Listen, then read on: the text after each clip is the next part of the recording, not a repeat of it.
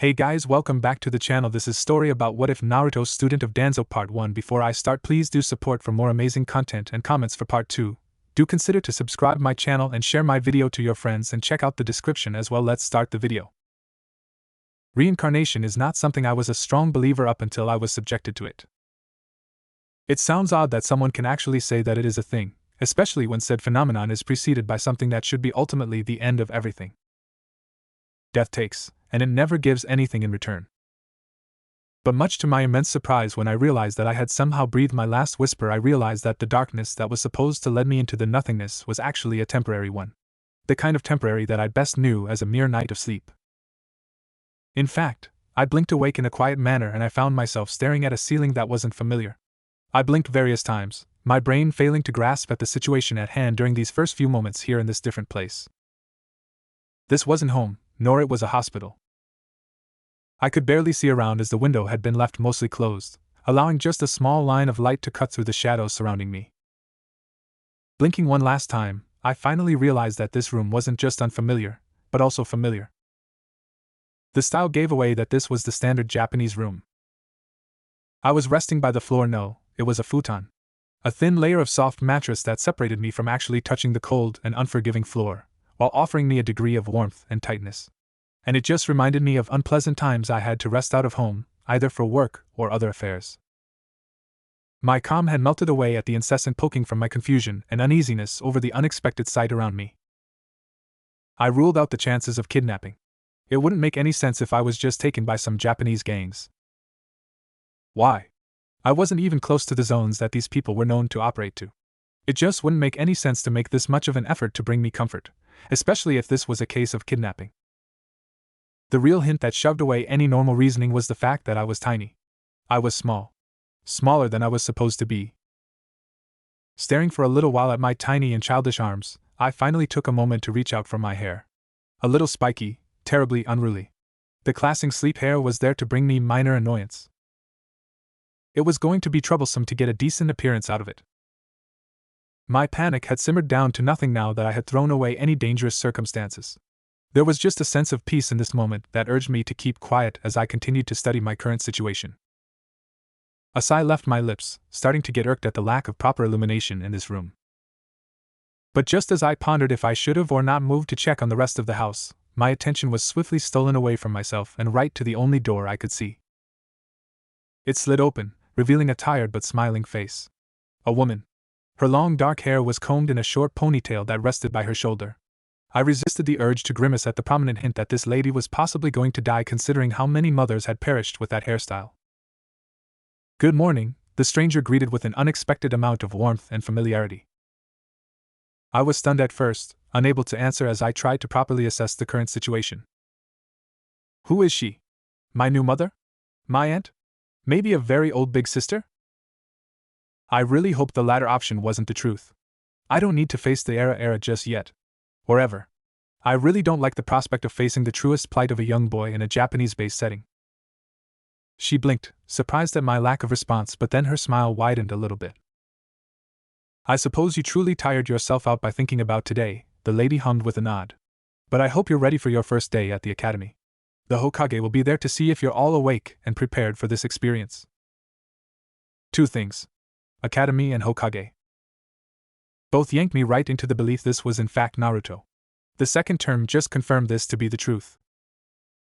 I was confused by how, why and when this displacement/reincarnation/shift happened, but I didn't have either the time nor the mental capacity to genuinely brainstorm. The only things I could say now was that I was in the same world which saw Naruto happen and I was a student to the ninja academy. I just woke up and found myself already tied up to a deadly career path. Why do I feel that things hadn't changed much from the previous life?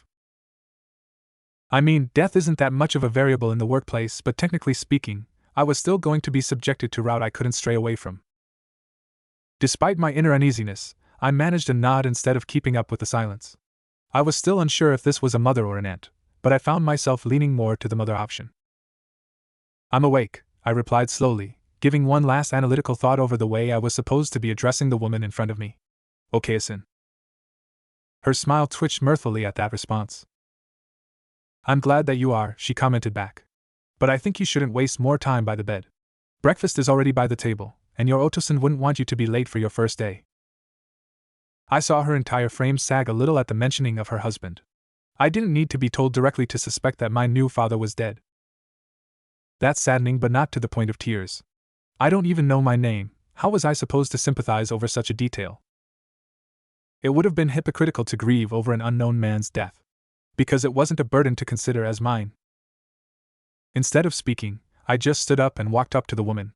Her sadness was hidden by a faux effort to show happiness over my presence. If I had been a child, that would have been effective, but I wasn't one. Or at least, I wasn't one mentally. I reached for her left hand, urging her to stand up from her crouched position. Otosan wouldn't want you to weep for him, I stated calmly, and my childlike tone was finally clear to me. But my eyes were on my mother, and she seemed to freeze at my comment. She teared up a little bit, but she nodded, standing up and starting to lead me through the halls of the modest-sized compound. And while I waited for other hints pop up before my eyes and offer me a clear sight over the specific part of the timeline I was, the woman decided to reward my fortitude with a brighter smile and a revealing comment. If only he could see you now, Danzoo-kun. But as the lady kept on with a happy outlook even when we reached our destination and started to eat breakfast, I felt something crash within my mind.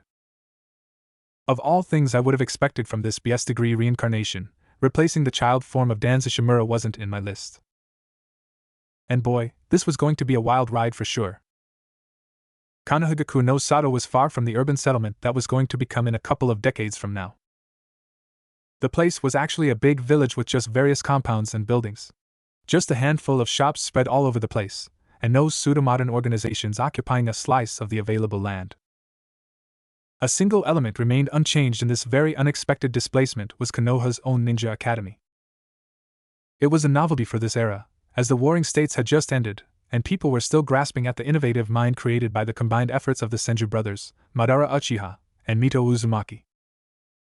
Kind of surprising to hear from my own mother how the last member was equally commended as the other three. It reminded me of the fact that Hashirama's wife had yet to become the first Jinchuriki to the Kyuubi, and that there was no reason to cover her image from any kidnapping attempts. I glanced at the chance as something to further help me gain a better standing in this world. If I had been reincarnated in the original timeline, even as a kid with less chances than Naruto to becoming a genin early on in the show, I would have probably taken a slower and safer route.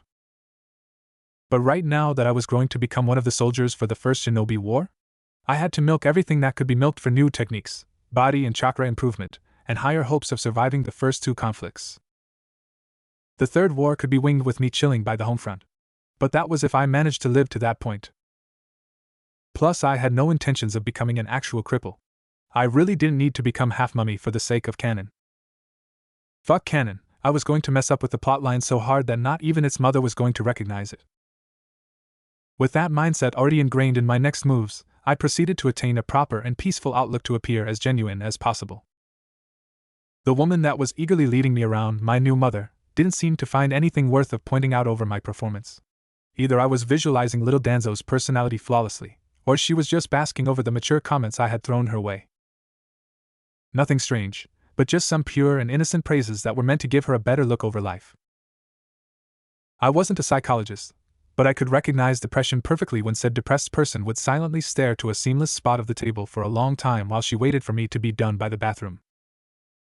I swear she hadn't moved while I was busy with my simple routine, and I almost worried about a circumstance that could technically become a problem to me.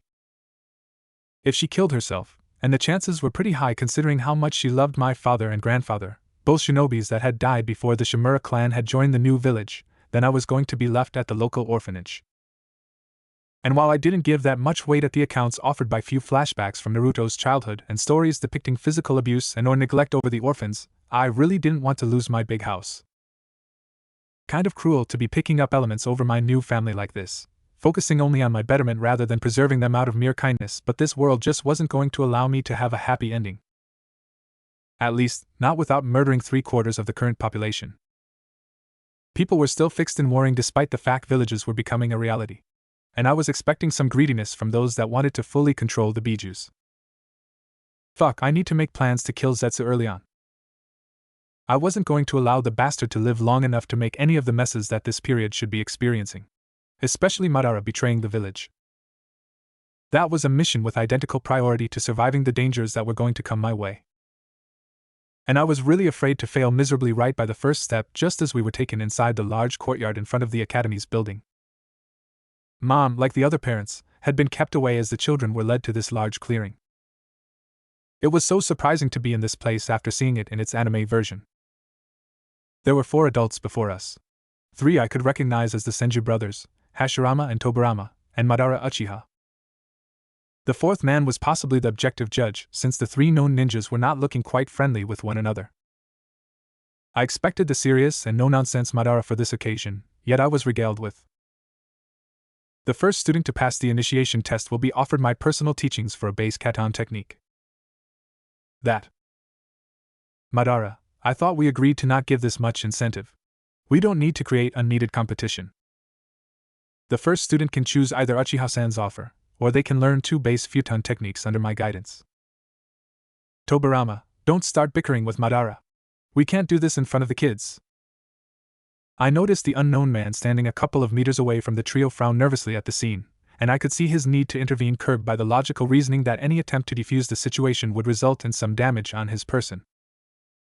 Quite troublesome to know that some of the comedic elements of the series were there to create an unflattering introduction scene for the first Hokage, the future second, and Madara indestructible Uchiha. Is this normal?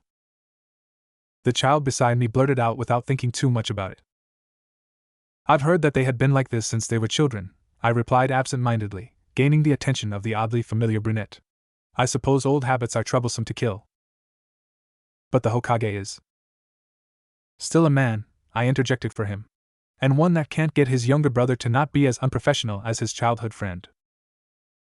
The boy snorted in amusement, and I was half glad that we were talking quiet enough to not get the adults' attentions on us. I didn't want to be subjected to a death glare from Madara himself. And I really didn't want to be subjected to a double death glare from him and Tobarama. That would be deadly enough to kill me on the spot with how weak I currently was. I'm Hiruzen, the child ultimately said, and I felt sweating at the odd circumstance presenting in front of me. Hiruzen Sarutobi, the man that was going to become the shinobi no kami and the 3rd Hokage. I was supposed to be his malicious rival. Danzoo had wanted the hat but was eventually screwed by a cowardly decision during the First Shinobi War. To think that this situation was happening so suddenly, and so favorably. Holy fuck, is Kami herself looking out for me? Still, I offered a polite smile and nod. I'm Danzoo. Nice to meet you, Hiruzen-kun. Our interaction was brief as the amusing but also awkward scene finally concluded with some lingering glares thrown from both parts. Today you will be taking a simple test to show those that are ready to be enlisted to the Ninja Academy. Each and every one of you will have to display some control over a particularly simple technique, one that will be first shown by Hokage Dano. Hashirama smiled as the unknown instructor pointed at him. The oldest of the Senju brothers started to slowly display various hand signs and then a second Hashirama appeared right beside the first one. Bushin no Jutsu. I'm kind of surprised that this was going to be the test to enter the academy. I guess this just showed how much the academy was going to decline after just 4 decades of activity. You have up until lunchtime to get this technique down and working on an acceptable level to pass, the instructor resumed with a quick nod. You may start from now.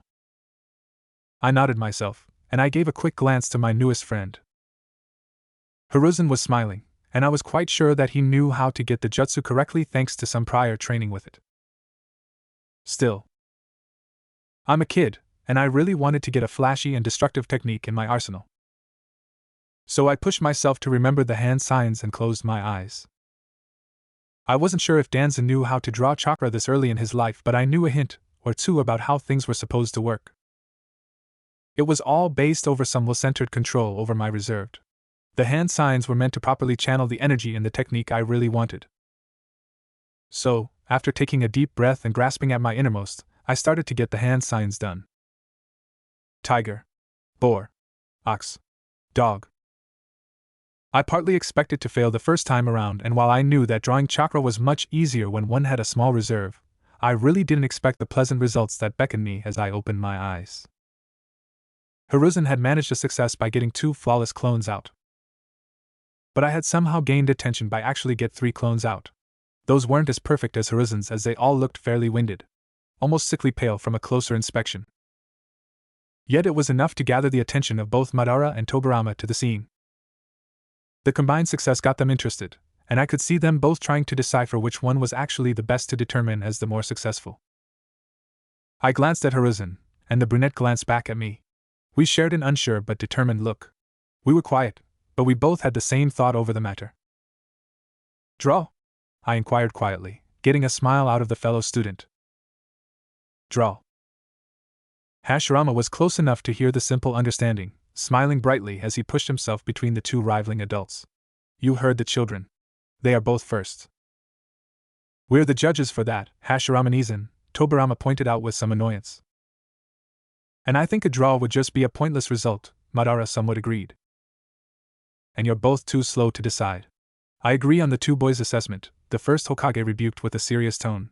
And I think I'm not the only one accepting this. The unnamed instructor nodded in agreement at the taller brunette's fair reply, and soon Hashirama's attention was on us. But if we want to keep up with the competition, I guess the question now is which one of you wishes to train with Madara-san, and who wishes to train with Tobirama-san. And that's where I think I put a foot in my mouth. While it would have been smarter to stick by the second Hokage as it was the safer way to learn more, I knew that Hiruzen would get mauled by someone like Madara. So I concocted a devious idea to get him to pick the choice I wanted him to go for. Both offers are good, I muttered quietly. Uchiha-sama is offering a Katon technique, and Katon is known for firepower. Senju-sama is offering two Futon techniques, and while the wind style doesn't offer the same power as Katon, I think the flexibility with those make them match up evenly with the former. But you can pick one, child, Tobirama commented dryly. While I find your comment well described, I think you understand that we don't have all time to waste on your indecision. I shrugged. I suppose then that I will have to pick Uchiha-sama's offer. The white-haired shinobi froze at that, while Madara actually smiled smugly at the little victory gained from this. Hashirama nodded, his smile twitching for a moment before he turned to look at the young Sarutobi. I suppose you will be fine to train under Tobirama-san. Hiruzen looked slightly uncertain about the situation, but then again he wasn't given a real choice. If both offers were good in terms of learning new things, then the breaking point was the unnerving presence that Madara exerted quite naturally. So I wasn't much surprised when he offered a quick nod. But while I was sure to have prevented a detrimental rivalry with the boy, I certainly sealed my fate for an arduous time with the one and only Madara Uchiha. The man was still smiling, and it was a chilling sight for sure. I swear, I saw the girl occupying the space on my left actually started to cry before that vision. Hashirama, being the simple dolt at the time, quickly scolded his childhood friend and more bickering ensued. And while I made my first real step in this mad world, I couldn't help but think, how do I kai my clones away from existence? I should have expected that life in Konoha a couple of years prior to the first Shinobi War was going to be terribly slow. It wasn't like I was annoyed by the fact that I wasn't put in a dangerous situation. In fact, I was enjoying that I had yet to be forced getting my first kill. War was going to happen eventually, but it was far enough for me to evaluate any chances of improvement available in Konoha, which meant training both at school and back home. The simple life of one of the first students at Konoha Academy ended up being fairly easier than anything shown in the manga, and it didn't occupy as many hours of the day as its future version would. The lack of many of the subjects that were in this time period labeled as civilian only meant that all ninja-based topics were expanded and prioritized with incredible scrutiny. Shuriken Jutsu, Tainjutsu, Genjutsu, and Ninjutsu. This last subject wasn't going to be taught until we were mature enough to handle the lessons. History was the only non-fighting related topic that was mostly left to families to explain to their children to dispense. The warring era was a bloody and confusing one, and nobody was yet capable of offering a full-fledged explanation of the various events that happened before and during the conclusion of these unpleasant years. I had the chance of speaking with my Okeasan about the time when both Otosan and Ojijisan were still alive and fighting bravely for our clan. The memories were painful to remember, and I could see the woman flinch more than once in her narration. But I knew that receiving positive inputs during these tales, especially now that I was tiny and adorable, would have avoided unpleasant circumstance with the lone parent. About this very matter, I had also seen to mention to the neighbors about the fact that my mother would get distracted while talking about my father. The implicit request would then result in various people, mostly fellow mothers and wives that had taken sympathy over my nervousness and my mother's depression, visiting and inviting Okeasan while I was away either for school or for outdoor training. With that base covered temporarily, as I knew that things could be solved just by offering external support, I shifted my attention over the academy and its teachers. It's still odd to think that the more important classes were taught by the Senju brothers. The first Hokage was the man-child kind of guy that knew how to speak with the students and somewhat relate to them. He was rather experienced with kids, which was quite odd since he had yet to become a father. He was married, the union between him and Mito Uzumaki having happened just a few months before the formation of Konohagakure no Sato. Still, despite being one of the beloved teachers in the school, his presence was somewhat lacking most of the time. With Hashirama being busy with his tasks as the leader of the village, his younger sibling was given full control of the academy, and with this much power under his belt, the guy created the basis of an educative system that will improve and prosper the more time passed and experience was gained over this project. It was good work that genuinely helped with the awkward state the school was, and, surprisingly enough, it was also one devoid of the biased opinion the man had with the Uchiha clan. Some of the students were part of that family, and I failed to see instances that made their lives difficult compared to their peers. Everyone, from civilian-born kids to the heirs to the clans, were treated with utmost equality and meritocracy. And that made me contemplate when things spiraled out of control and rendered this place of culture and a corrupt system to favor certain groups. 2 weeks went by swiftly and mostly uneventfully, with only a couple of unique circumstances genuinely bringing me to a grimace or even to outright fuming before certain people. Hiruzen proved to be a good friend, one that would accept my moments of venting in exchange of receiving my own ears when he needed to rant himself about his own troubles. It was unnerving how this degree of frustration had become a normality for both our lives, especially after we had accepted the rewards offered by the bickering leader trio. While the rewards promised counted 2 futon and a katon ninjutsu, the rivalry between Madara and Tobirama spawned an extended training schedule. I considered myself partly at fault for the circumstance, something I had never told to Hiruzen out of the fact that I wasn't sure how Tobirama was training him. I only knew that Madara was a massive bastard when he was teaching people. This very detail not only explained why Hashirama didn't trust his counterpart in teaching at the academy, but also why there was no canon apprentice known to have been taught by the clan leader. Obito counted more as an unwilling student that hardly learned something from the real deal and was conditioned by Zetsu. Still, the spark that escalated the simple reward in full training could be identified in a minor mistake I made while trying my best in learning the fire ninjutsu picked by Madara. The Great Fireball Jutsu was the first ability anyone that had an affinity with fire should be training with when starting elemental-based learning. Mastering the technique was also considered a test for any Uchiha shinobis and kunoichis to prove their worth as proud warriors of their clans. But I soon found the only day offered to learn the jutsu to be incredibly unfair on my part. I wasn't sure if Madara had seen to check if I had fire affinity, but I knew already from canon that Danzoo's affinity was wind, with minor hints of earth and water.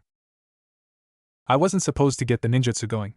In fact, I think I ended up surprising Madara himself when I ended up replicating the simple ninjutsu after 6 hours of continuous attempts. It was draining on my chakra coils, but the sizzling noise and the fiery explosion that ensued once the modest-sized fireball collided with the nearby trees was more than enough to leave me with a cheeky smile. I suppose I should explain how I, a 7-year-old Danzoo Shimura, managed to make use of that powerful ninjutsu after so little. The key to my success was tied to 2 minor factors that not many children in my situation would have been able to make use under the pressure exerted by the Sharingan wielder. The first thing was that I knew the supposed effects the jutsu was supposed to cause to the user while preparing. The sensation of burning by the lungs, then by the throat, and finally by the lips. Fire had to be coaxed carefully during the complete process, as a simple mistake on this part would result in my concentration getting disrupted by the unpleasant sensation. I had to spend a couple of attempts just to get a grasp over the first step before proceeding to the next and last one. Spitting the fireball sounded quite easy to accomplish, and yet the issue that found me stuck for hours was that I couldn't get it to properly form out of my mouth. The sphere would just leave in a lengthy lick of fire that would swiftly reach my target without actually forming in a compact fireball. Despite my surprise at becoming a human flamethrower, the attempt was ignored by Madara as the man calmly exercised nearby with his gunbai. It definitively didn't help my morale when the guy supposedly offering teaching was wasting time training on his own. I didn't even try to ask for any advice as I was unsure how the man would have taken my uneasy steps toward success. He was prideful all right, and I didn't need to get in his bad side considering the massive difference between him and me. Which meant I was left on my own to get this blasted ninjutsu cooked properly. And it worked kind of. The fireball former was some quivering by the edges, as if it was ready to disperse in an explosive manner, but I managed to send it soaring right at my target and get it to destroy it. I waited for a few seconds, trying to normalize my breathing after the umpteenth itching enveloping my lungs at the fiery technique, and my first training session came to an end when Madara saw it fit to provide some emotional support in the form of a single rough head pat. To be honest, I almost yelped at the unexpected touch, expecting for my head to be squished for having messed up somewhere in the process. "You've done well. You may go now," the Uchiha clan leader commented curtly. And he left at that point. Confusion had swelled for just a handful of seconds before I decided to accept the dismissal and finally return back home. Okayasan was impressed by the fact I had gained Madara's attention, but the way she praised my good work seemed more of a chiding than else. Maybe the woman knew it herself that the Uchiha wasn't one to keep close by. And I knew that her common sense was correct by the time I was picked up at school by the man the very following day. There was no word spared, not even a greeting, as Madara walked toward me as I followed the small group of students out of the academy, and led me away from the path from home and right to the training grounds we had used the day before. Training ensued, and differently from the first lesson, the Uchiha actually gave attention to my progress. Taijutsu was given priority since my close combat was severely lacking. The academy was offering a limited fighting style to its students, one that was easily outmatched in raw power and speed by the Uchiha clan taijutsu. It was terrible the first week. Madara was relentless with his comments, bringing up in punctual details how my stance was either too rigid or too at ease, how my reaction time was crappy in the worst times, and how he was hitting me softly, and tears were not going to make him stop. To be fair, what made some tears fall off wasn't the fact I wasn't expecting this much pain, but the fact that my tiny body was more sensible than an adult's one. It didn't have the same pain endurance as my original body, and thus everything coming my way stung harder than expected. I wasn't really crying at getting wrecked by a veteran shinobi, but rather my body reacted in that manner at the sudden and intense pain. When the second week began, things took a strange positive twist. And not only about the training sessions. I was gaining more resilience and understanding of the Uchiha taijutsu the more time I spent training with it and against it. Madara wasn't merciful, but he would concede a couple of pauses along the sessions. It was tough, but not impossible by the end of the day. The change that actually caught me off guard was that I somehow got popular at the academy because of it.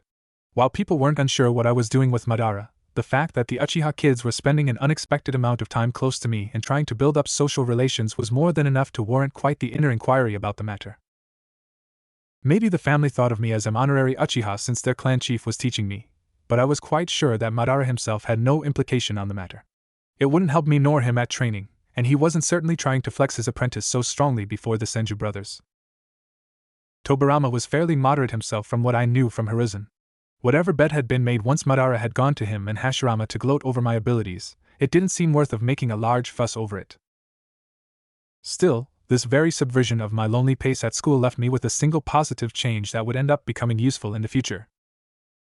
Kagami Uchiha, one of the low-born members of the clan, was someone that didn't seem interested in making ambitious gains by befriending me. He was more of a follower than a rival, and someone that just ended up following the collective thought and try his efforts and reaching for me. What truly made him stand out compared to the rest was the kind of question he asked me when we ended up sitting near to each other. "Is Madara-sama tough with his lessons?" I was almost surprised when I first heard the blunt query, and I spared some moments of silence before giving him a quick yes while I glanced back at him. If I had to make a comparison between other members of the Uchiha clan, Kagami was a strange mix of Obito and Sasuke. He was naive just like the former, and terribly silly when it came in making friends outside of his clan, but he was also attentive to class and seemed to have already a good understanding of the great fireball jutsu. Adding him to the conversations with Hiruzen brought up a quality element I would have never expected the boy to bring up. With the young Sarutobi being initially uneasy while having a member of the Uchiha clan listening at our discussions, the brunette seemed to change approach when he noticed that there was nothing of the arrogant and pompous elements that made up a large majority of the family. In fact, I could tell that both him and Kagami were bonding quickly. Way more quickly than I expected it to be. Still, it was good to be broadening the circle of peers with a third member, and thus our little group started to get more livelier thanks to our newest mutual friend. But while things might have been pleasant because of these developments, I sure hadn't expected for Tobirama and Madara to take their bet to the next step. It all started when Hiruzen and I were called to reach the academy. It was Sunday morning and there was no one waiting for us at the entrance. "Do you think that they are waiting inside?" I glanced at Hiruzen with a half-tired look. I had woken up in a panic as Okayasan had rushed to my room with an urgent letter from Madara requesting my immediate presence. I had planned to spend the early hours of the morning in my futon, preparing physically and mentally for today's afternoon session with the Uchiha clan leader. With my plans burned so suddenly because of some petty and childish rivalry, and with me rushing through my usual morning routine to not turn out late, I ended up finding Hiruzen waiting by the gates. He had been summoned with a letter similar to mine, this one actually signed by Tobirama. The young Sarutobi didn't look any better than I was. Maybe even worse considering the sleep bags underneath his eyes. "The gates are closed," I pointed out calmly. The boy blinked at me, glancing back at the gates and then back at me. I didn't notice. Mighty God, Kami-sama, and Tamamo-chama, why are we suffering for 2 morons bet? Sighing at the response, I turned back at the gates, but more specifically at the small wall that I knew both Hiruzen and I could vault with little effort. "We can still check inside," I muttered quietly, gaining once again Hiruzen's attention on me. "But the gates are closed," he repeated my words, and I almost facepalmed at the lifeless voice it was all delivered. "We can still check. Maybe they were busy and couldn't receive us at the entrance," I commented back, pointing at the small wall as we both approached it. "Anyway this situation goes, I don't think we can get in trouble for merely snooping around." The young Sarutobi looked uncertain at first, but the unwillingness to keep waiting standing up under the sun eroded any moral reluctance to break that implicit rule of not entering the building during weekends. Nobody was there to check the place, and so our infiltration proved to be as easy as drinking from a glass of water. The academy was desolate as we ventured inside, and we couldn't hear anything that could help us in our search. If the 2 adults were indeed within the premises of the building, then they had to be somewhere near the principal's office. Tobirama was known to keep to that room during most of the time at the school, which wasn't spent to give lectures to his assigned classrooms. After going 2 floors up thanks to the simple staircase built by the entrance, we started to wander by the administrative area of the academy. The zone was forbidden to students in normal circumstances, but there were occasions where teachers would send kids to pick up books that were available by the library in the specific floor. Right now, Hiruzen and I were keeping a somewhat attentive stance as we delved deeper in the silent halls of the school. Could it have been a ploy to annoy us? No. Even though Madara would have done this to me, I couldn't see him actually agreeing with Tobirama about the matter. Something was indeed off with the lack of someone waiting at the entrance, and perhaps something bad had happened before we arrived there. Staring left and right, I took a sudden pause as I finally heard a noise. It was muffled, but I could recognize the difference from the continuous silence surrounding us. Hiruzen seemed to have heard it too as he tensed up right as I did. Our pace increased a little bit as we rushed to where we heard the noise and another one reached our ears. Confusion swelled as we stopped before the door that led to the room in which the ruckus was going on. Things were muffled, but we could hear some brawling happening inside. But wasn't the Hokage's office meant to be empty today? During the weekends, the Hokage was allowed to deal with paperwork right at home. One of the few situations that had changed by the time the Sandaime would take over the role. And that meant whoever was inside it was either the Hokage, nor someone with friendly intentions. Madara wouldn't have concocted something this complicated, and not this malicious. I had done everything to keep him pleased, or at least happy with the way I handled training. There were no guards around, and there had been no shinobi wars to reinforce the need of keeping watch over important places. A foreign intruder? Could it be that an enemy spy had infiltrated Konoha? I gritted my teeth at the chances of this being the truth, and I glanced at Hiruzen with a serious look.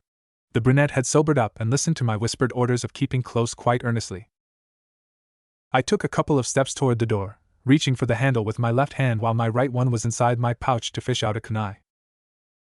Holding my breath in, I carefully unlocked the mechanism and peeked inside. I tensed up again, this time a light blush erupting on my face as I saw that there were 2 individuals there. One, a man from his muffled voice, was sitting by the chair behind the desk while the other, a woman, had settled by the man's lap. I couldn't see perfectly the features of the man, but since I recognized the red hair combed in 2 buns that were telling hints about a certain character in this era, I felt dread at what I was looking at. Mito Uzumaki let out a brief giggle as she tried to unfasten Hashirama's shirt. Her kimono was slightly unraveled, but I could see only her pale upper back from my current position. Gulping nervously, I felt paling as I soon realized that this was much worse than a spy stealing military secrets. We just ended up catching the Hokage and his wife ready to go through the deed. And his wife was a red-haired Uzumaki. I didn't linger any longer with the stare, carefully closing the door. I glanced at a confused Hiruzen, the boy growing nervous at my panicked look. We need to leave, I whispered quickly. Why? I will tell you later, I answered swiftly. We can't get caught by them. What is going? He didn't finish the sentence that he ended up tripping on some uneven part of the carpet.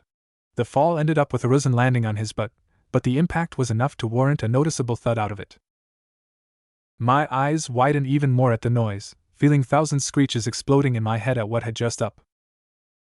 I heard something shuffle inside the office, and then footsteps. Pulling Hiruzen up from the ground, I pushed him to start to run. Gagagagago, I whispered furiously, paying no attention at the sudden slam created by a furious Uzumaki trying to catch us in there. But I pumped more chakra in my legs, and urging Hiruzen to do the same. The young Sarutobi made the mistake of giving a quick glance behind and, from the way he suddenly paled and increased his pace, I knew that the situation was as ugly as I thought it to be. It was just as we turned the corner that I remembered that we weren't dealing with simple individuals. The entire section of the hall between us and the emergency staircase was filled with a mix of vines and golden chains blocking the passage. Our pursuers were catching up without any pause, and I knew that we couldn't get caught like this. Not with Mito Uzumaki giving chase to us. So I decided to make a hasty decision and indulge Hiruzen to prepare one of the futon techniques that Tobarama had taught him. At first the brunette was confused as Wind's style, Great Breakthrough didn't have the power to break the chains, but he still complied the very moment he noticed that I was making hand seals myself. Snake, ram, monkey, boar, horse, tiger. I felt the blaze building up in my lungs as I waited for Hiruzen to let out the C-rank Wind-style jutsu, releasing the fire only as I noticed the gusts rushing out of his lips. The two jutsu combined in a magnified attack. One that easily melted through the chains and the vines keeping us from leaving the place. We didn't wait any longer as we found our way cleared. Both Hashirama and Mito were moments away from turning the corner, and we had to quickly reach for the staircase. It was an intense chase, one that I was expecting to leave unscathed with Hiruzen, but then I remembered that Mito could do much more with her chains if she had her targets on sight. I yelped as I felt two cold and metallic restraints wraps around my legs, and I saw the young Sarutobi beside me fall the same moment I did. Before we had the chance of crawling away, a voice breached our hopes of survival. Well, Mito muttered calmly. To think that we would end up finding two young peeping toms while we were busy. Hashirama sighed. Danzoo-kun, Hiruzen-kun, the man mentioned with a disappointed tone. I can't believe you both decided to do this. We didn't do anything willingly, I stated fiercely. We were called by our senseis through urgent letters. Hiruzen nodded frantically. Tobarama-sensei said that I was needed at the academy, and Uchiha-sama did the same to Danzoo-kun. They looked at us with a stern look, but then the redhead sighed. Do you have the papers on you? We nodded, and we presented the respective scrolls with the messages in those. Mito took these in her hands, reading each silently and blankly. A tense minute passed and she sighed. Dear, did you tell Tobarama-kun that we were going to be spending time together? Hashirama frowned at the question, but he gave a calm nod. It was just to avoid him interrupting us. And I suppose the same reason is applied to why you told this to Madara-kun too.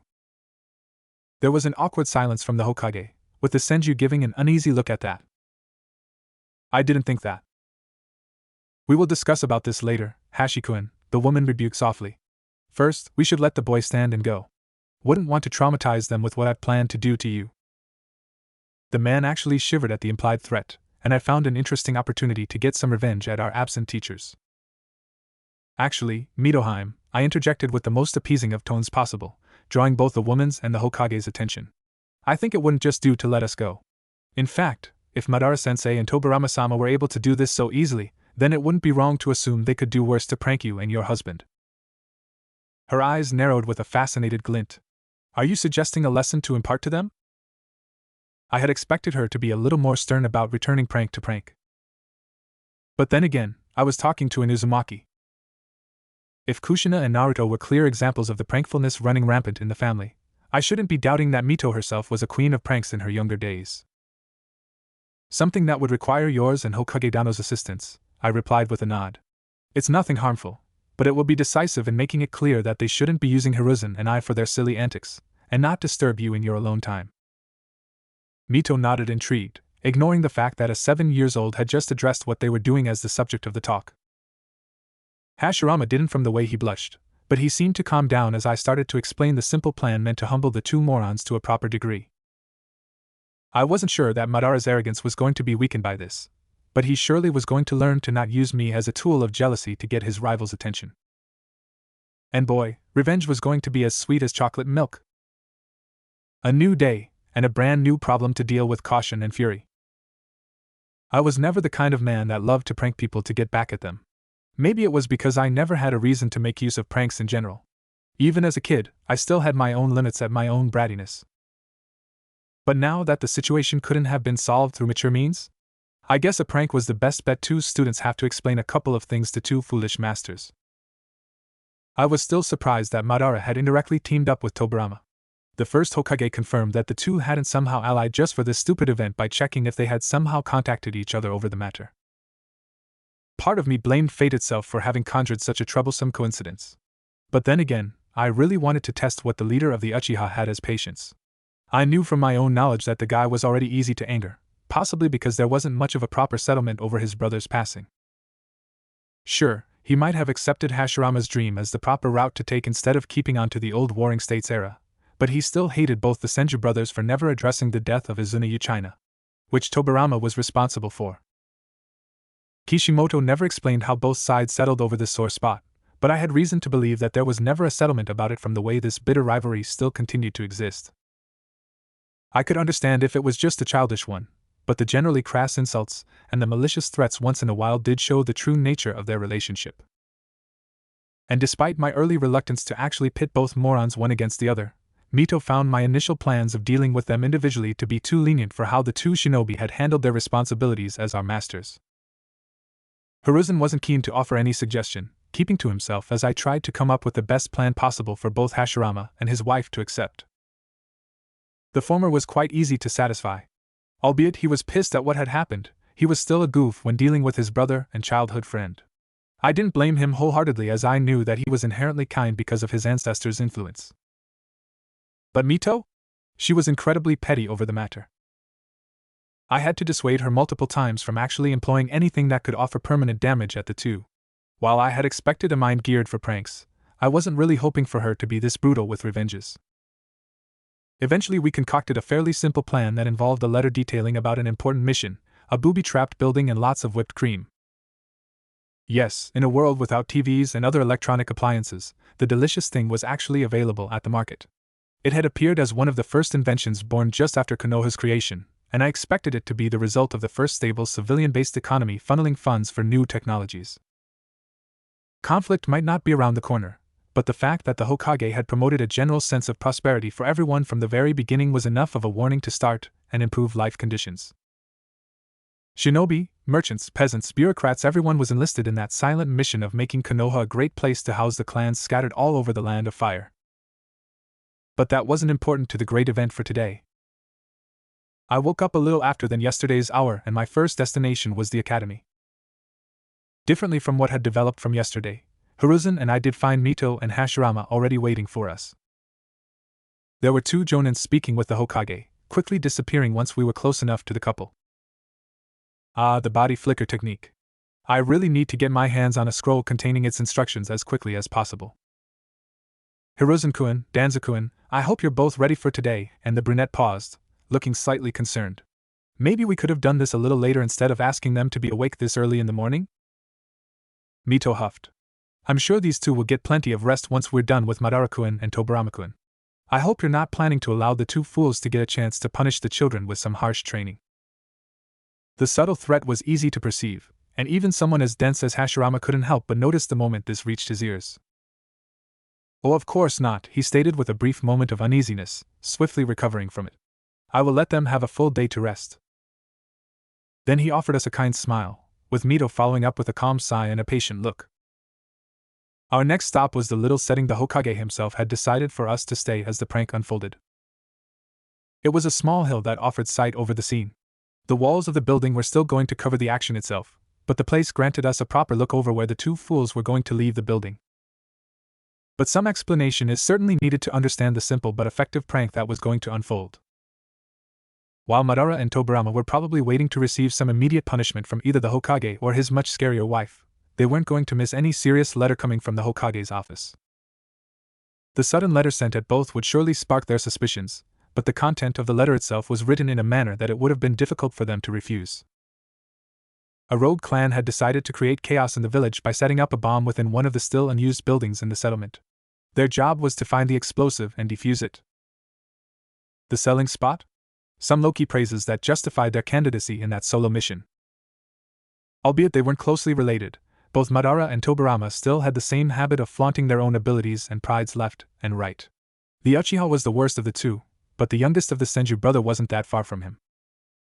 The letters had been sent just a couple of minutes earlier before Hiruzen and I had the chance to arrive at the gates of the academy. With our quick-paced stroll to reach our current spot, it was expected for the two to find each other, and the bomb in 3, 2. Kasplat. I bit down a groan at the fact that I had been off by just a second, my attention stolen as I saw two figures rushing through the windows instants before the explosive fully detonated and they were unable to dodge the scattershot of whipped cream completely wrapping around their frames. While Tobirama merely groaned at the disastrous development, Madara kept quiet as his brain tried and failed to understand what had just happened. Both were coated in white, but the Uchiha suffered the most considering how his long hair weren't spared by the punishment. All in all, it looked quite the messy situation for them both. Heh. There was silence at first, but soon it was Mito that broke the quiet by letting out a muffled giggle. Hashirama snorted, while Hiruzen's own smile was twitching as the boy tried to hold back a full laughter at the amusing scene. I held a proper smile, as my entertainment was dampened by the fact that now we would have to approach the two and see their reaction dangerously close. It would seem that you two have ended up in a sticky situation, the Uzumaki said as she spearheaded the group towards the unfortunate victims of the prank. To think that the mighty Uchiha and the swift Senju were defeated by whipped cream. Tobirama had the decency to allow a huff to leave his lips, while the gunbai wielder gawked at the approaching group. His surprised eyes took a moment to study the four of us, only to settle on me. He narrowed his dark charcoals in a furious manner. You. Don't blame the child for the fact you are the one that warranted my wrath, Madara-kun, Mito interjected before the Uchiha had the chance to continue. Both of you, how could you've thought that Hashirama and I would have allowed you free after this foolish behavior you both displayed? Tobirama frowned in confusion at first, noticing that his sister-in-law was mentioning a plan he might have shared with Madara, and then realization struck him shocked as he stared at the annoyed man. You copied me. Madara turned, his annoyance doubling at the accusation. What? He asked coldly, only for Hashirama to answer in his brother's stead. Yesterday, you both sent your apprentices to disrupt my time together with Mitoheim, the brunette explained with a tired sigh. I swear, you two are really starting to become too much to bear with your own antics. Then control your brother Senju, the Uchiha rebuked dryly. Instead of allowing him to bark madly left and right, perhaps you should assign him to boarder's duty. As if your word actually matter in the decision-making of this village team. And they were bickering again. I felt Hiruzen walking closer to where I was, holding a hand up close to my ear to whisper something to me. Do you think they will remember about us? Allowing a grimace on my face, I shook my head. Nope. And while I was quite convinced of this considering how intense that shouting contest suddenly became, I had forgotten about an element that I had yet to still see in action before this common dynamic. If you think you can just ignore us by trying to appear angry at each other, then I have something else coming for you both, Mito exploded in a fierce fury. This is not the first time that you decide to drag Hashirama and I into your petty exchanges. And I think it's high time you both apologize to each other for being this stupid. I will never apologize to that filthy piece of... Enough, Hashirama interrupted his rival. Not before the children, and Mitoheim is right. You two have been going at each other for months now. I thought you would have calmed down once things had settled down properly, and I was wrong. Madara snorted. And what do you plan to do then? Banish me? I noticed the Hokage narrowing his eyes at the brazen Uchiha in that very moment, and I felt dread. Did I unwittingly escalate the breakup process between the two reincarnations? The mere thought was enough to trigger plenty of alarms in my head, and my brain ditched self-preservation to make an effort to avoid this possibility to happen. Instead of keeping put as the scene would have demanded from me, I finally moved from my standing beside the young Sarutobi and made a few steps toward the irked Uchiha before turning around to face the Hokage to offer the man a formal bow. Hokage Dano, please don't take his words as ones delivered out of lucidity, I muttered quickly and tensely. I felt my throat tightening at the fact I was trying to defend Madara before the Konoha's leader. The prank The fact that he is sparring words with Tobarama-sama, these elements are influencing him to be this much blunt. You know that Uchiha-san is someone that will never accept this kind of defense, Danzoo-kun? Hashirama inquired calmly. Despite the good points you're bringing up to understand his behavior, are you sure you want to go through with this? I thought about it, knowing that now I was going to get punished by the man for doing something so humiliating and unneeded, but I still nodded. Yes, Hokage Dano. The oldest of the Senju clan sighed tiredly. Forgive me if I bring up bad memories by saying this, but didn't your father die a few weeks before the Shimura clan properly joined Konohagakure no Sato? Oh okay, why he needed to go with that? Why yes, Hokage Dano, I replied with an uneasy tone. Did your mother let you read the letter that your father sent to Konoha before leaving your first home? Was there a letter? And why would my mother need to tell me about it? No. He sighed, this time his tone clearing away from any sadness and worry. Your father was endeared by the idea of bringing peace through unity. He wanted to be part of this idea, and to see his son grow away from the horrors of war and death, Hashirama continued, his voice resounding as if he was bringing up a fond memory. He also believed in the will of fire. The chances of bringing an end to conflict through love and understanding. It was a novelty for me, but one that really didn't paint Danzoo in a better light than I remember him as. Heck, I think this revelation worsened up the big picture the head of the root had created through his actions during his last years of life. Madara, we will discuss later about this, the Hokage concluded with a slow nod. I think you have much to think about. The Uchiha was quiet at first. I had expected him to snap at my humiliating defense, and yet he had kept silent as I spoke with his childhood friend. He offered a muffled grunt before walking up to me and grasped at my shoulder. His hold wasn't outright painful, but I noticed that he was squeezing a little bit too much as to dignify his current mood. Madara. Before the brunette had the chance to urge his rival to calm down, the world around us warped, and we were no longer in Konoha. Did it actually happen? Did Madara actually snap and... How is your control over the fireball jutsu? He inquired blankly as he let me go and advanced towards a large body of water that was just beside us. I blinked at it, or rather, I stared up at the large system of tubes and pipes that extended over and within the limpid lake. It's good? What is going on? Where were we right now? This location was unfamiliar, but I was sure that we were nowhere near to Konoha. How did we get in there when the only teleportation jutsu was Tobarama's Flying Thunder God technique? Prove it. Use it towards that opening, the Uchiha ordered while pointing at the strange entrance that connected with the rest of tubes spread all over this area. I gave a confused look as I approached closer to the target, stealing a glance at Madara as the man started to remove his stained armor. What's going on? I couldn't really understand what was happening, but I still complied with his demand. Calibrating my jutsu as I had grown accustomed to, I released the fireball while aiming at the proper opening of the pipes, and it swiftly was siphoned inside the tubes. Heat started to spread all over the place as the water quickly warmed up at the increase of temperature. A few seconds later, I found myself gawking at the thin fog that was created by the warm water. A natural onsen? Why are we here? And my brain failed to conclude that thought as I saw Madara enter the lake without saying anything. His armor and his folded clothes put close to the edge he had entered from. There was silence at first, and I merely stared at what was unfolding before my tired eyes. Yet the man didn't seem content with the current status quo and sighed loudly. Join me. I blinked, gritting my teeth. I think I will pass the offer. You need to clean up. Has he gone mad? I'm perfectly clean and fine. What are you? I froze just in time to notice the sticky sensation on my hair. I reached out with my right hand and my eyes widened as I realized what was wrong. He had nudged on me, staining my hair with some of the whipped cream during the warp. That fucking bastard. He was actually smiling right now that the realization was visible out of my face. The smugness of having retaliated back after that prank now evident in his grin. Narrowing my eyes at that cheeky counter, I knew that I couldn't exactly avoid this kind of situation. It was awkward to put my clothes to the side, but then I decided to charge up and go for a high jump. Cannonball! Madara's amusement vanished as the large wave crashed onto him. He quickly glared at me, but my own smugness cancelled any of the malicious effects of such a stare. Heck, he could have switched to his Sharingan, and I would have given no fucks about it for how proud I was. And I thought you were a step above the common brat, the man commented as he started to work on his own hair. Yet you failed me again. I allowed a frown to settle on my visage as I contemplated these words.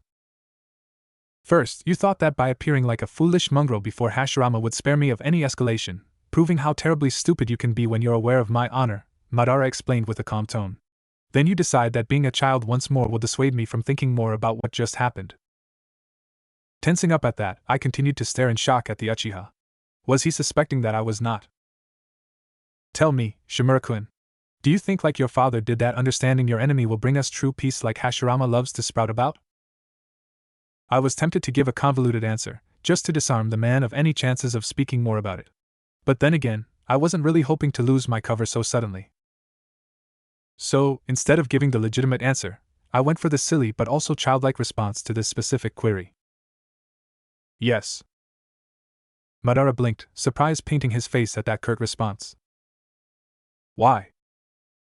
I blinked, bringing up a faux nervous look. Because it worked already. Explain. Kanahigaku no Sato was created by the Uchiha clan and the Senju clan. They founded the village that exists now, and yet they were at war with each other years ago. I'm aware of that, yes, the man muttered impatiently. But why does this matter to my demand? Would you have accepted peace if you hadn't known Hokage Dano when you were younger, sensei? I inquired back with an innocent tone. Hiruzen told me that you and the Hokage were friends since childhood. I waited for some time, noticing how my early response got a surprised understanding coming from the Uchiha. You think that I accepted this dream of his because I knew him beforehand? You understood him, and you still do. You know that he wasn't lying back then, and even now, I pointed out with a nod. I think I can tell right now when Hiruzen-kun is lying to me. He never does since he prefers to be sincere, but I feel like I can tell when he isn't honest to me. I understand Hashirama, Madara pondered quietly, seemingly detaching himself from the conversation. Which is why I believe him despite how many years have gone by. Do you distrust Hokage Dano, sensei? No, he replied dryly. And that, sometimes, makes me think of how silly this all is. He turned to glance at me once more. If you had the chance to decide who is going to be the Hokage from now on, would you choose me or Hashirama? Oh, now he's trying to play the whole but I want to be the Hokage card on should be me. Poor guy doesn't know that I have the perfect answer for that. I would choose Hashirama-sama, I stated with a nod. If you were the Hokage, sensei, you wouldn't be my sensei any longer. He frowned at that logic. What are you talking about?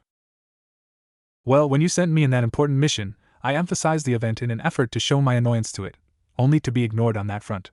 I noticed that Hokage Dano had numerous papers still sitting on his desk despite having the large majority of the paperwork in his house. You think that if I had been Hokage, then I wouldn't have had the time to train you? I nodded and he sighed tiredly. I would have left someone else to deal with it, Madara pointed out, and I gave a confused look. Isn't the paperwork the big part of the job? The Uchiha snorted.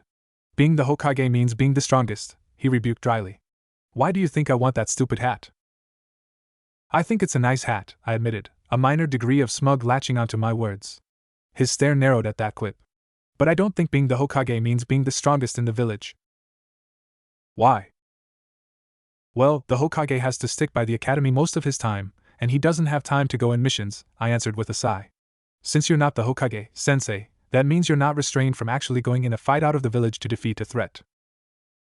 That sounds ridiculous. If there was a skirmish between a clan and Konoha that is beyond a diplomatic resolution, would Hashirama-sama go on his own or send someone like you to deal with them? He didn't answer that. In fact, the conversation kind of ended there as we stood in that onsen for a couple more of minutes. Once I was properly cleaned from the whipped cream, I stood out of the warm lake and allowed the steam to dry me up a little bit before I reached for my clothes. Once we were done with this strange situation, Madara reached for my shoulder again, and we warped back inside Konoha. This time we were standing in front of the Uchiha compound. We shall speak again tomorrow, at the usual training spot. Curt, impassive and pretty much stern. Yet, compared to the usual tone, there was a strange touch of leniency. I didn't linger further, noticing that the man was already walking inside the main building of the household, leaving me to make my way back home. I was confused, fascinated, and overall spent with what happened today.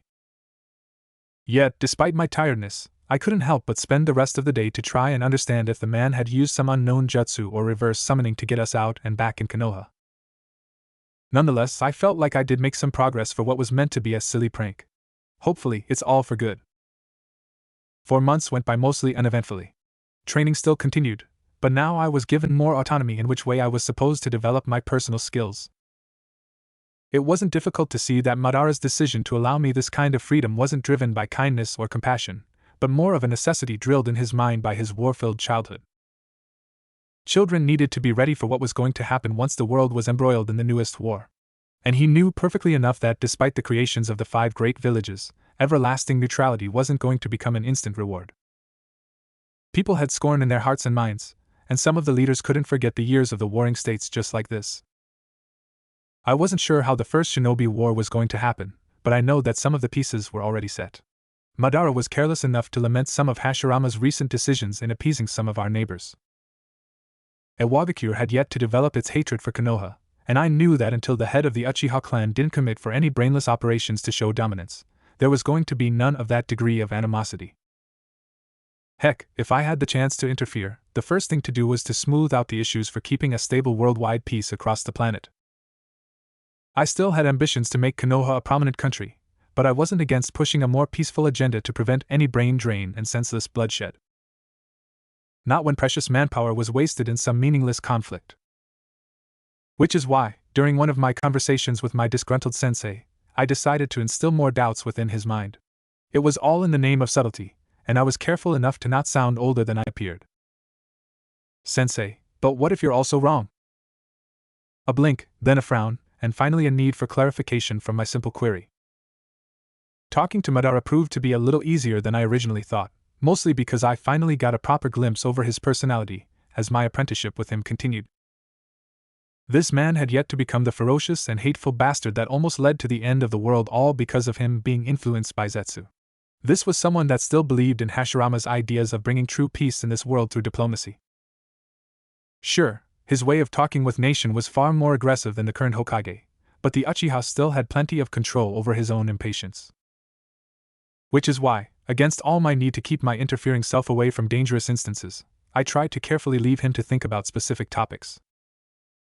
Topics that were meant to leave him actually ponder over the various situations that left him angry during training sessions instead of gnashing his teeth at the confusing policies created by Hashirama. At first, I was quite careful to not stretch myself and blow my own cover in the process.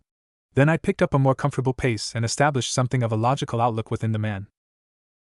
It was still work in process, considering that some of my words were either ignored or outright rebuked with the classic "I am an adult, so I know better" excuse, which was really aggravating from time to time, taking my predicament in consideration. With that little project kept as a side mission for the time being, I gave maximum priority to my own training schedule, as Madara really gave me quite the freedom of choice over the case.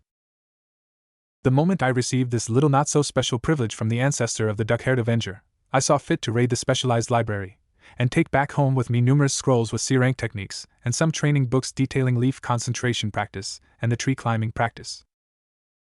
Practicing took priority over learning new abilities, mostly because I knew that my current arsenal was limited by my own inabilities.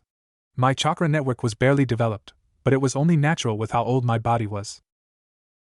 Expansion of my reserves was something that required intensive usage of my current energy, and allow my own body to bulk up at the demanding requirement of the only ninjutsu I currently knew about. Which meant that keeping up with the pattern established by Madara was going to immensely help, if not more. Control was another grimace-worthy problem that had to be taken care of, since I really needed to reduce the waste of chakra while I used any techniques. Practicing with the initial step to refine my grasp over my energy proved to be somewhat effective after working on it for a full month. It was annoying that the leaf control practice took so long to master, but I was also aware that my subjective understanding of mastering the technique wasn't the basic version of the practice. Many stopped to just lift the leaf without losing control over the lift-off process and the landing procedure, but I took the exercise a couple of steps further by setting myself up in different situations, each with a unique kind of distraction. Finding a windy spot within the village was easy, but practicing by sitting there and trying to keep hold with my chakra over the twirling leaf hovering over my head turned out to be more of a struggle than I wanted. Frustration, tiredness, and ultimately irritation. I wasn't spared by any of those as I continued to try my best in sharpening my senses by keeping track of a single leaf before latching a sliver of my chakra onto it to restrain it from following the wind's might. Wind was my element to begin with, thus I had expected this to be the easiest of the arduous tasks I had set up myself to face. And yet I was forced to take on this challenge for a full month before I got it down to a sufficient degree. After making 3 successful attempts, I decided to switch up to another exercise to avoid getting myself too embroiled over the already frustrating practice. Thus I delved into the complexities of climbing trees without making use of my hands. With how refined my control was at the point I started this new segment of the training, the exercise ended up easier than I predicted. The genuine issue I found as I started practicing this different control-based training was the need of keeping some attention over my chakra manipulation while I kept on the new surface. Since I knew that I would eventually need to keep this kind focused in the middle of a future fight, I decided to take this as slowly as possible as I grew accustomed with the feeling. 2 weeks flied away and I was able to keep the distracting need to a minimum. And it was all thanks to a bunch of brats accepting the simple, but amusing task of barraging me with water-filled balloons while I went on with my training regiment. The fun part was to explain Mother why I was drenched in water every time I returned back home. It was less amusing when the vendor specialized in this kind of products would switch the water in the tiny projectiles to some of the coldest available. Surely a chilling idea, but one that really shoved me into developing the fastest possible. The drain was negligible, the result was mostly flawless, and I decided against trying my hand over the next step, the water walking practice, as I wasn't in the mood of being further drenched for the time being. No, the next month and a half was wasted in quickly mastering one of the few ninjutsus that ended up catching my attention as good addition to my current arsenal.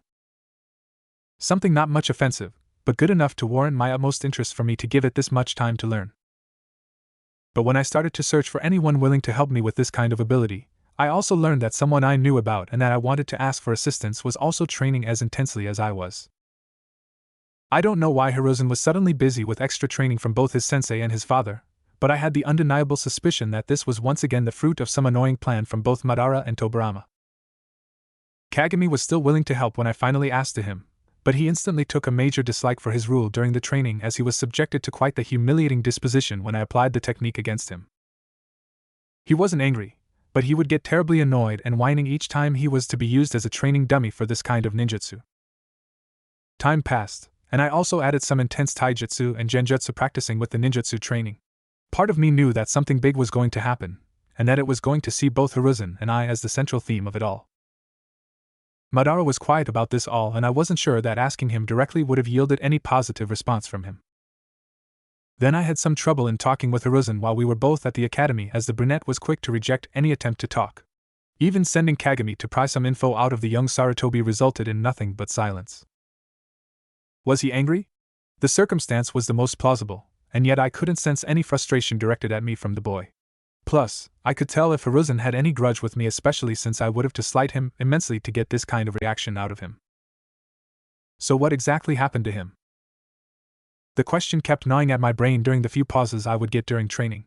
I couldn't get much out of how little clue I had over the matter, and while I had made plans to check with either the Hokage or Mito if they knew anything of what was going on, I decided against troubling them over the matter.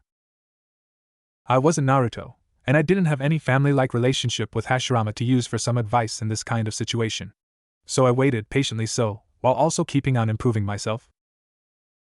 The paranoia was still there to keep me from slipping up with my pace, also inducing me to go more frequently to the weapon shop to buy special equipment in case of emergencies. Smoke bombs were a novelty I found myself endeared to. Not many ninjas had the means to sense their opponents when their sight was obstructed. Thus the addition of this to my available tools was a most pleasing development. With the crescendo of the tension intensifying each day, I finally got the truth out when Madara finally decided to speak about this, and he looked surprised himself when he announced that I had been challenged by Hiruzen. I was confused when he presented me a formal paper, but as I stared down at the signature that legalized the document, I gained an understanding of what was going on. Tobirama had issued the paper, and Madara was clueless of what was exactly happening. How was I sure the Uchiha was an accessory of this stupid match? The man would have bragged for days about it instead of keeping this much quiet and genuinely shocked. So I took this as a childish effort from Hashirama's younger brother to take a shot at his main enemy by pitting me against his own apprentice.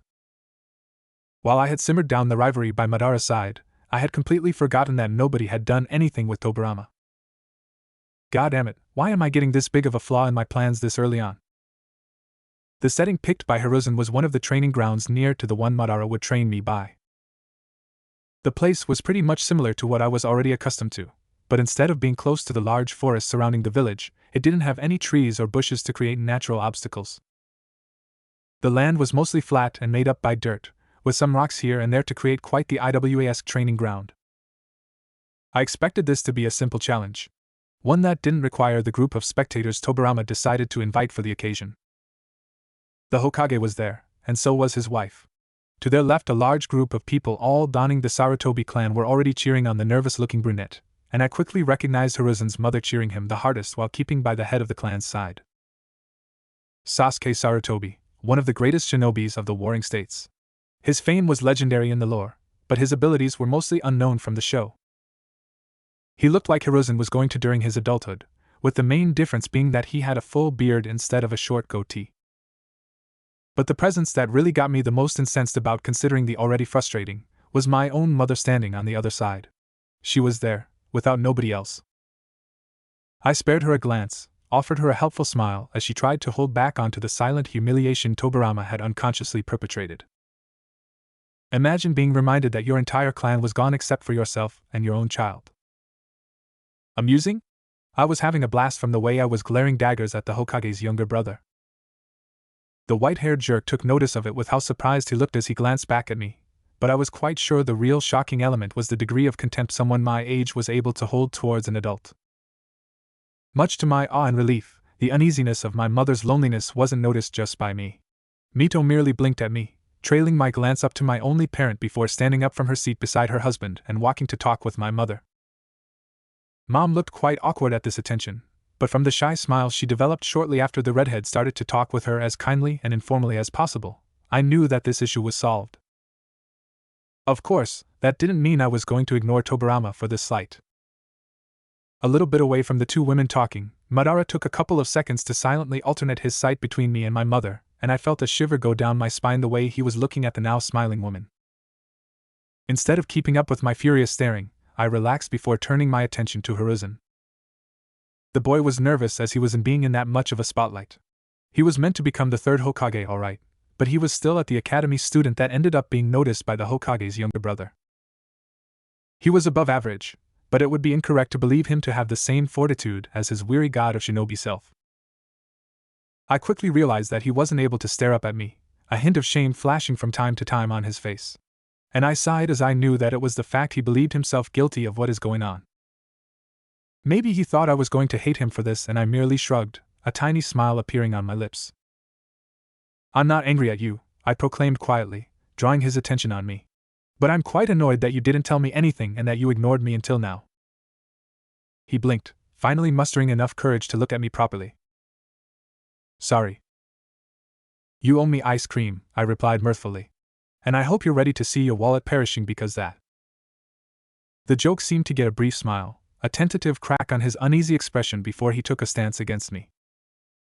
I reacted by taking the usual Uchiha kata, stealing my resolve as I knew that I had to do something in the middle of the fight to make this a draw but also not. While winning would be immensely important, I knew that doing so would set Hiruzen to face direct humiliation with his family. And knowing how much honor was important in this particular age, I wasn't planning to see anyone committing suicide to repel the humiliation. If I lost, then things would be bad for me. Madara would take it as a reason to deprive me of the freedom over my training schedule, and then push me through some intense pro-Uchiha training that would only limit my chances of growing stronger like I planned. Drawing seemed the only option, but I was partly convinced that it could also result in both cases above happening at the same time because it could still be considered a humiliation for both. And I didn't want to cause the worst-case scenario.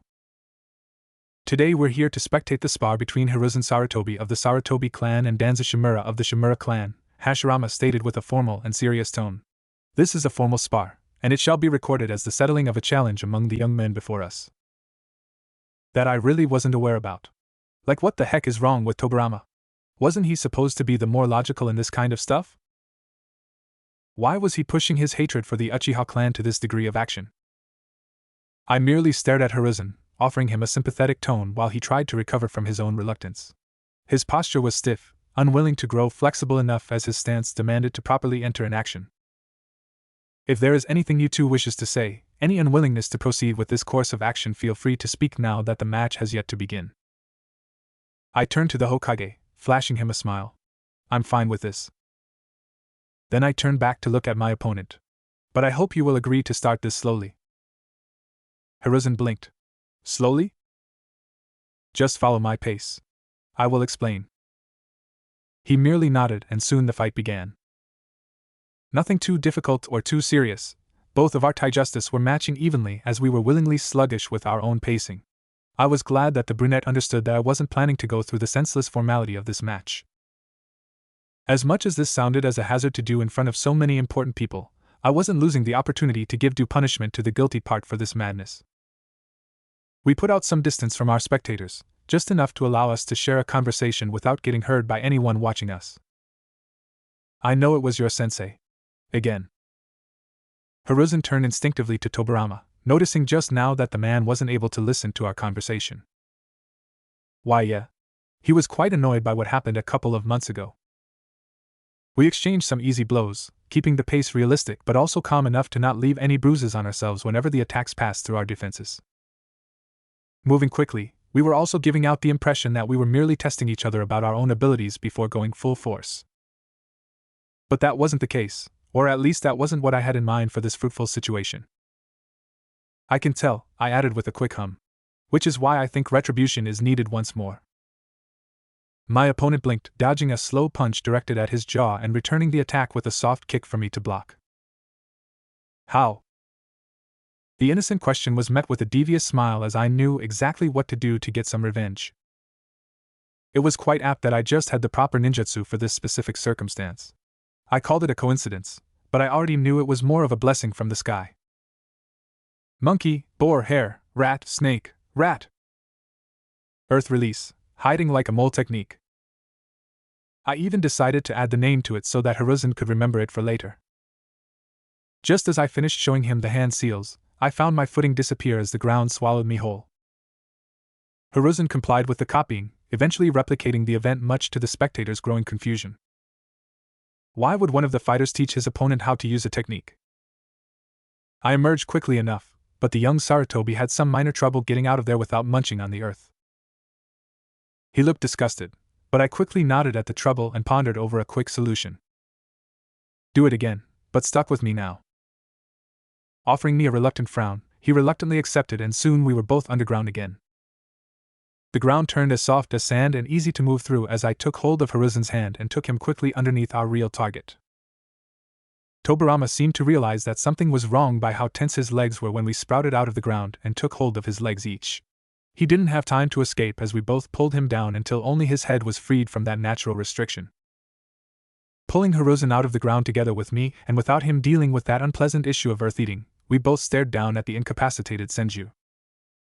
What is the meaning of this?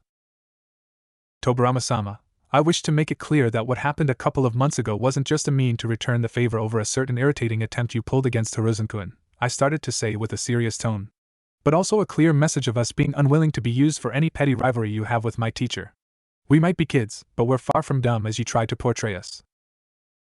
I didn't linger with my stare over the annoyed man, turning back to Hiruzen with a bright smile. About that ice cream. He tensed up a little bit at this response. Be behind. May I join you for this occasion?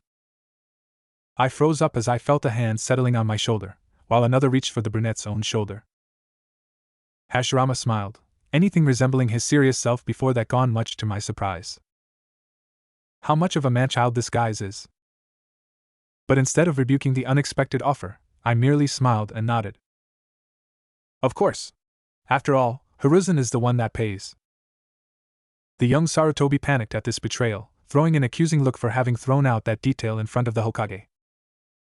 I suppose it's a nice morning to spend with the family, friends and ice cream, another voice added, and we both glanced at Hiruzen's father as he nodded in agreement at our proposal. Soon the acceptance was shared by the rest of the spectators, and we all started to vacate the training ground. Our main destination was now the parlor that was near to the academy building, a certain boy crying salty tears when his usually plump wallet was emptied of most of its content, much to his reluctance. But the most endearing bits of this aftermath was that I genuinely saw Madara smiling at how I had handled things while also appearing a little uneasy when I gave him a smile back. Maybe he thought I was throwing him a silent threat to not do anything of the kind against us. I mean, I technically had done this already, but I guess that works too.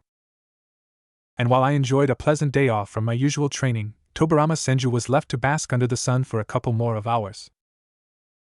Eventually his brother came back to pick him up, only for the Hokage to chuckle the whole way back to the academy building while pointing out how tanned his younger sibling had gotten. Tobarama wasn't amused. My breath itched as I tried to conjure my third fireball jutsu. The fiery sphere of murder traveled through the air like a messenger of death before colliding with the target in front of me. The training ground was quiet, with only mine moving and the noise created by my chakra techniques disrupting the silence that lingered in that tortured land. Madara was staring at the scene as he sat by a nearby tree's branch.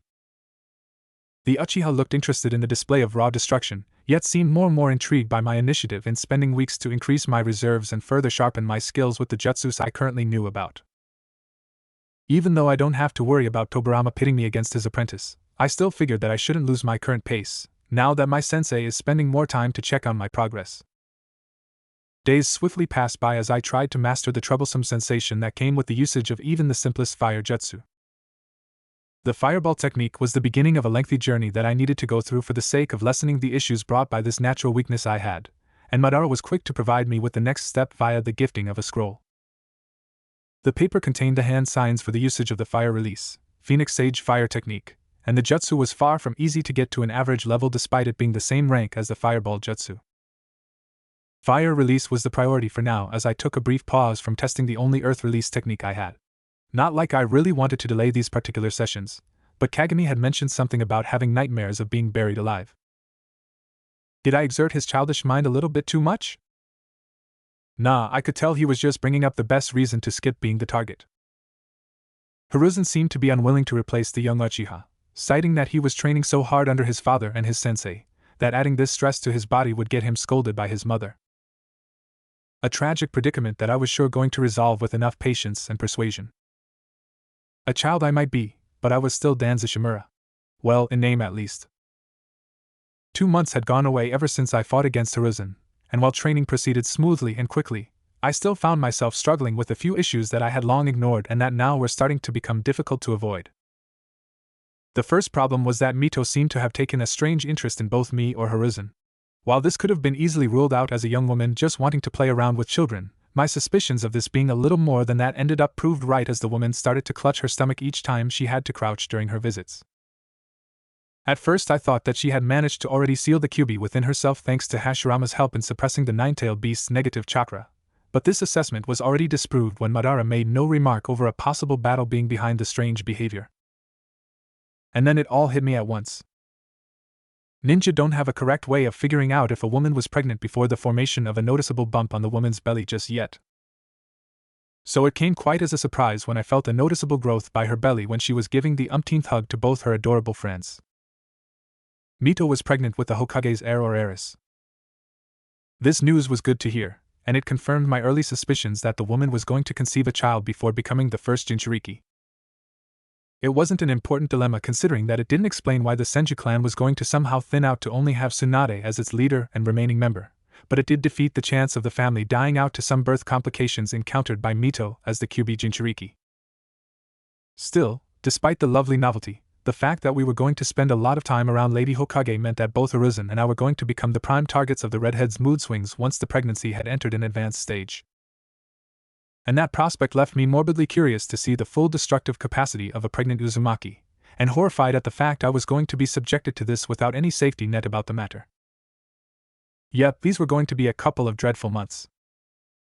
It didn't help that poor Hiruzen was clueless about the disaster that was soon to come, allowing himself to be pampered and spoiled by the happy Mito whenever she decided to invite us for some time together. But I knew for sure that Sasuke Sarutobi, the young boy's father, was more than aware of the hell that we were being forced to walk into. Differently from what I had imagined about the legendary shinobi and founder of the first clan that joined Konoha, the man seemed to be perfectly level-headed and a good conversationalist. None of the impressive charisma alluded to in the rare times he was brought up in the lore, but he really gave off the impression of being someone loyal and trustworthy for most things. He was supportive and proud of his son, and he seemed to be glad of the fact I was friends with Hiruzen. The first time I was invited by the brunette to have a sleepover at the Sarutobi compound, I was taken aside by his father for a simple discussion. Nothing too heavy, or nothing that I could consider a threat in any shape or form, but the talk opened a curious glimpse over Hiruzen's life before he joined the academy. A loner, the reason that drove him to be friendless before he met me was related to Sasuke's legendary status within his own clan. Many saw the boy as the second coming of the brilliant shinobi, and various children had tried to befriend him out of respect for the man rather than simple and personal interest over making friends. I was the first true friend he had the chance of making, and that very detail left me incredibly unhappy for the remainder of the day. Thinking back at how things went when the original Danzoo cut the friendship ties with Hiruzen, I could now see how that was perhaps worse than the show displayed it. How much damage would have the original owner of this body done had I not been chosen to replace him? The answer was possibly easy to establish, but I felt very unnerved to think too much about it without aching in the self-loathe. I was going to fix things, and they are going to stay fixed this time. And one of the things I was going to fix was getting Madara away from my mother. The simply creepy staring that I took notice about when I sparred with Hiruzen ended up becoming far more of a pressing issue that I wanted. First came the sudden visits early in the morning at my house by the Uchiha clan leader to pick me for training. The visits would result in unplanned conversations between the two adults, with Madara doing his best to be subtle with his interest in learning more of the woman, while my mother was just chatting about me. Any progress, if I had some issues or if I complained with how things were, and that very development left me glad and perplexed at the same time. One would think that a widow would have been unable to display this degree of denseness with someone as subtle as Madara could get.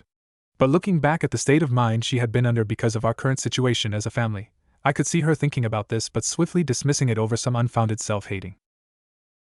Still, it was good since the man found himself facing a resilient wall that he hadn't planned to deal with just like that. The only bad thing of this instance was that this could easily turn into a positive factor in Madara's eyes, considering how this could all remind him of his rivalry with Hashirama. And the Uchiha clan leader was someone that wouldn't back away at the first hint of a challenge. Not when I existed as a reason to pursue this endeavor. At first I was confused by what had driven him to try this, and I knew that I was mostly at fault about it. With my meddling, I gained his interest and curiosity as a child he could actually tolerate, if not more. And that set up a strange precedence that reminded him of a topic he had never pursued about either for a reason or another. He was celibate, and as the clan leader he had a duty to his family to sire an heir. In the original timeline, Madara never had the proper chance to think about starting a family on his own. Hashirama managed to do this thanks to Mito, but the Uchiha ended up dying without a wife just like Tobirama was going to. When I came by, Madara perhaps saw something worth of studying with more caution and genuine seriousness. And when he realized that my mother was single, he felt like he had discovered the winning formula behind flawless romancing. Spoiler alert, the man wasn't good at math from the way he messed up various encounters. The fact that I was actively blocking his means to score something successful also interfered with his chances of ever winning that senseless war. I wasn't going to allow a prick like Madara to settle down with my mother.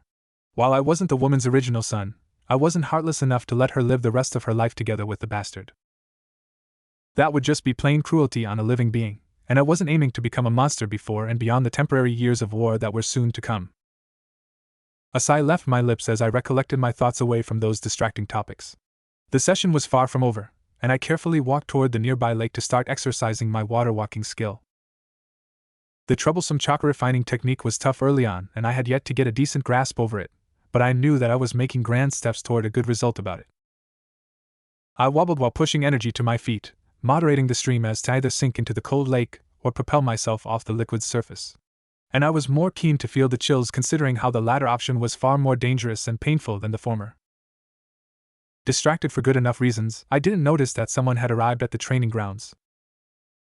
Madara did, and he jumped off the tree's branch before calmly approaching our unexpected visitor.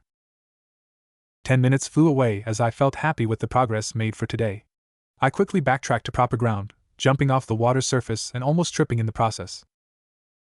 A sigh left my mouth before I turned my attention to where Madara had gone. The man was talking to someone I was familiar with. Someone I wasn't planning to encounter just yet, since I had last seen her the day before. Mito was smiling as she waved before rushing towards me. I paused, tension forcing my posture to straighten up as I felt a higher number of chills going down my spine as I felt that something was indeed wrong about this unplanned development. A giggle left the redhead's lips as she lifted me off the ground and twirled around as I was pressed on her chest. "Dakun, I found you." These were the scariest words I could have heard from someone as level-headed and serious as Mito. The surprisingly happier mood I was being subjected to not only left me worried, but I was also unnerved by the fact I was being coddled like this. To be reduced to this behavior pregnancy is sure a frightening thing. Mitoheim, I tried to greet back. Did you miss me? She interrupted with a giddy query. Did you? I felt my throat tightening at the chilling scene I was being subjected to. Why, yes? Good, she replied, ignoring the uncertain tone that I had while answering. I miss you too. A lot. Like with Hiruzen. That's good to know. Mitoheim. Today is a beautiful day, Dekuin, the woman interrupted again with an eager hum. In fact, I wish for you to come with me to my house. Hiruzen is already there. A sudden visit? Why? Before I had the chance to ask about this, she nodded. We've guests from my home, Yuzushiyogakure. Blinking in surprise, I finally got an idea of what could have gotten her this much ecstatic. Considering that everyone in the recently built village were all part of the Uzumaki clan, it was simple to see that the envoy coming to visit was part of her close family. Still, I decided to bite the bait and ask. Family? Yes, she exclaimed before giggling. The Yuzukage, my older brother, and my niece are going to arrive at the manor soon, and I want you and Hiruzen around to entertain little Yoshiko-chan. And now I could see another reason for the Lady Hokage to be this giddy. Another child, this time her niece, was visiting together with the current leader of Yuzushiyogakure. And we should start moving already, or else we will turn up late, the woman muttered as she started to walk away from the training grounds, sparing a mere nod in Madara's direction, and keeping on carrying me. Mitoheim? She blinked, giving me a wide smile. Yes, Dekuin? I was starting to hate that blasted pet name. I can walk on my own, I pointed out, only to be granted a simple nod. You could, but you're also tired from training. I'm sweaty, I added, trying my best to get let go at once in the most polite of ways. She was wearing a high-quality kimono, surely she had the common sense to. I'm more concerned about your well-being, Dekuin. My dress will not be ruined by some sweat drop. I gritted my teeth, glad that my face was obscured by the way I was being hugged. Mada-sensei will try to get on with my mother if I'm not there, and I've already asked for Lady Sarutobi to invite your mama for a tea party, Mito interjected with a thoughtful nod, a brief break from her current state of mind. What a responsible boy. Thinking about the plight of your poor mama and dealing with the rough romancing of Madara. I can understand your worry, especially since Hashirama-kun wasn't always a man that would quickly realize what I meant with my early efforts. I blinked. You think that? Madara needs time and attention to refine his methods if he is serious about that. While it's fine to meddle while he is so silly with his antics, I wish for you to realize that your mama is an adult that can judge and choose for herself, the redhead brought up. So trust your mama's judgment, just like you trust your Auntie Mito's decision to invite you to this family gathering. I didn't answer to that, merely nodding as I conceded defeat at that unbreakable defense. With that topic solved, my attention turned elsewhere. Now that I thought about it, this was going to be my first interaction I had with the Uzumaki clan where I had no proper foreknowledge of these people. I was going to delve in some mysterious waters, and this was indeed concerning.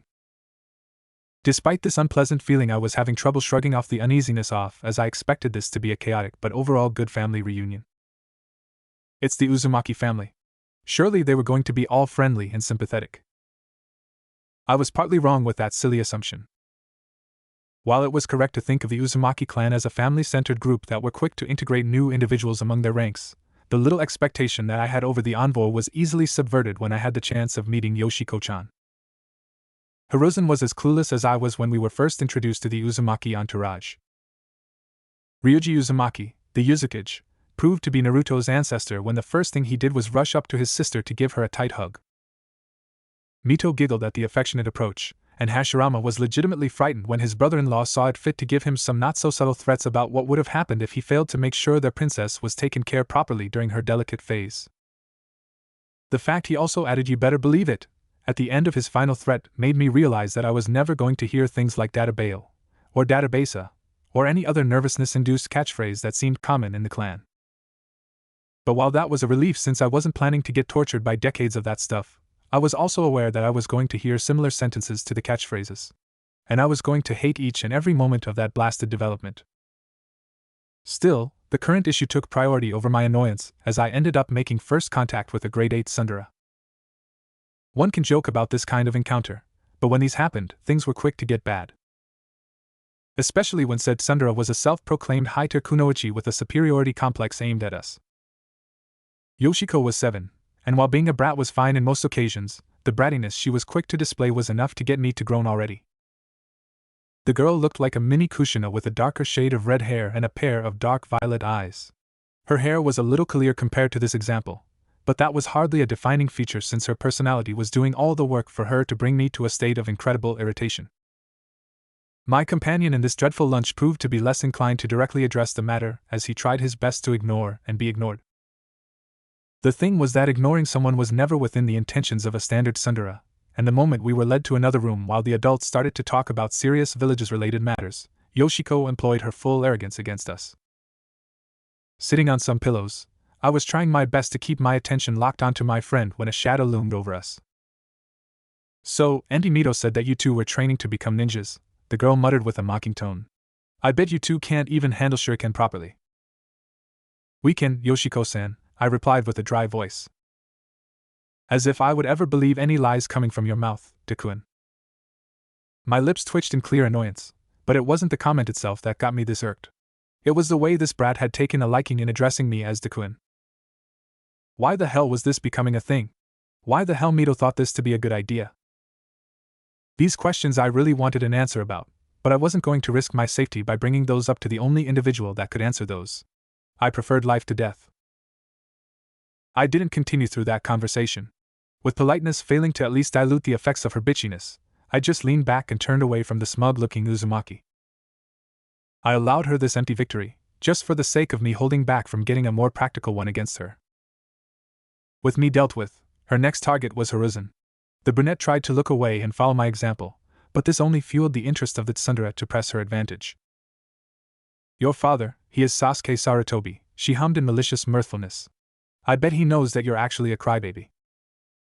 The insult was weak, and considering the training we had to go through, Hiruzen was hardly fazed by it. Learning from my recent mistake, he decided against giving a proper response to that, merely keeping himself quiet after that comment. Yoshiko was irritated by the lack of a reply. That was one of the weaknesses to the bravado she was displaying. Considering how arrogant she was, I knew that while her training was above average, she was far from being a genuine threat to either me or Hiruzen. Which is why I was paying her little to no attention whatsoever as she seemed to contemplate this strange retaliation. Silence reigned as dominus, and for a moment I thought that we had indeed found a way to drive her to stay quiet. Once again a silly illusion that was proven wrong when she decided to aim higher and strike harder. "But I bet it has to be tougher for Dekuen since he only has his mommy," the girl resumed, her maliciousness barely grazing at my mind's thick armor.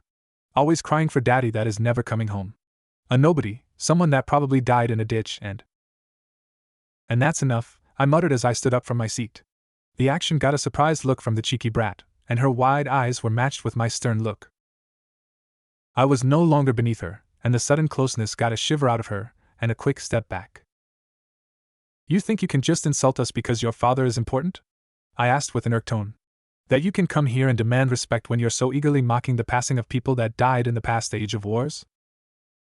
A scowl slowly appeared on her face, but she didn't have anything to say back at me. "You're all talk and no bite. That's the truth," I continued calmly, my stare never leaving her. "And if you think I will just allow you to disrespect my father like this, then you are incredibly wrong." Narrowing her eyes at me, she tried to reply. Really? Then prove it. Prove that you're not some crybaby that Auntie Mito took pity upon." To be fair, it was Madara that took pity, but then again why was I the one that needed to prove something? I wasn't the one prancing around talking of being some amazing ninja or stuff like that. I have class, and I definitely wouldn't want my enemies to know how amazing I am. Despite my initial interest in pointing these mistakes out, I decided to follow up the threat with one of my own. "Fine by me. The mansion has a training courtyard that I'm sure we can use." She scoffed. "Of course we can, this is Uncle and Aunt's house, and they would allow me to have you humiliated." I didn't hate kids, in fact I mostly saw them as cute and adorable in most instances. But Yoshiko was making me regret having such a soft-hearted approach towards children. I was quite sure that after today my perception of my peers was going to change a lot. Instead of lingering any further on those thoughts, Hiruzen and I led the girl to where the courtyard was and we started to set up the rules of this stupid challenge. Shuriken Jutsu, and a display of our best jutsus. I was more than glad that I had recovered enough chakra to use a technique without straining my body, But what really made me ecstatic was when the first task started. Yoshiko took the first turn, throwing 3 kunais at the central target and getting all of them on the middle spot of the target. Her gloating smile was partly legitimate, and she looked surprised as I decided to clap at her successful display. If only I had been more mindful of the fact that this kind of praise only aggravated her kind of people. Yes, I was aware of that a few moments before going through with it.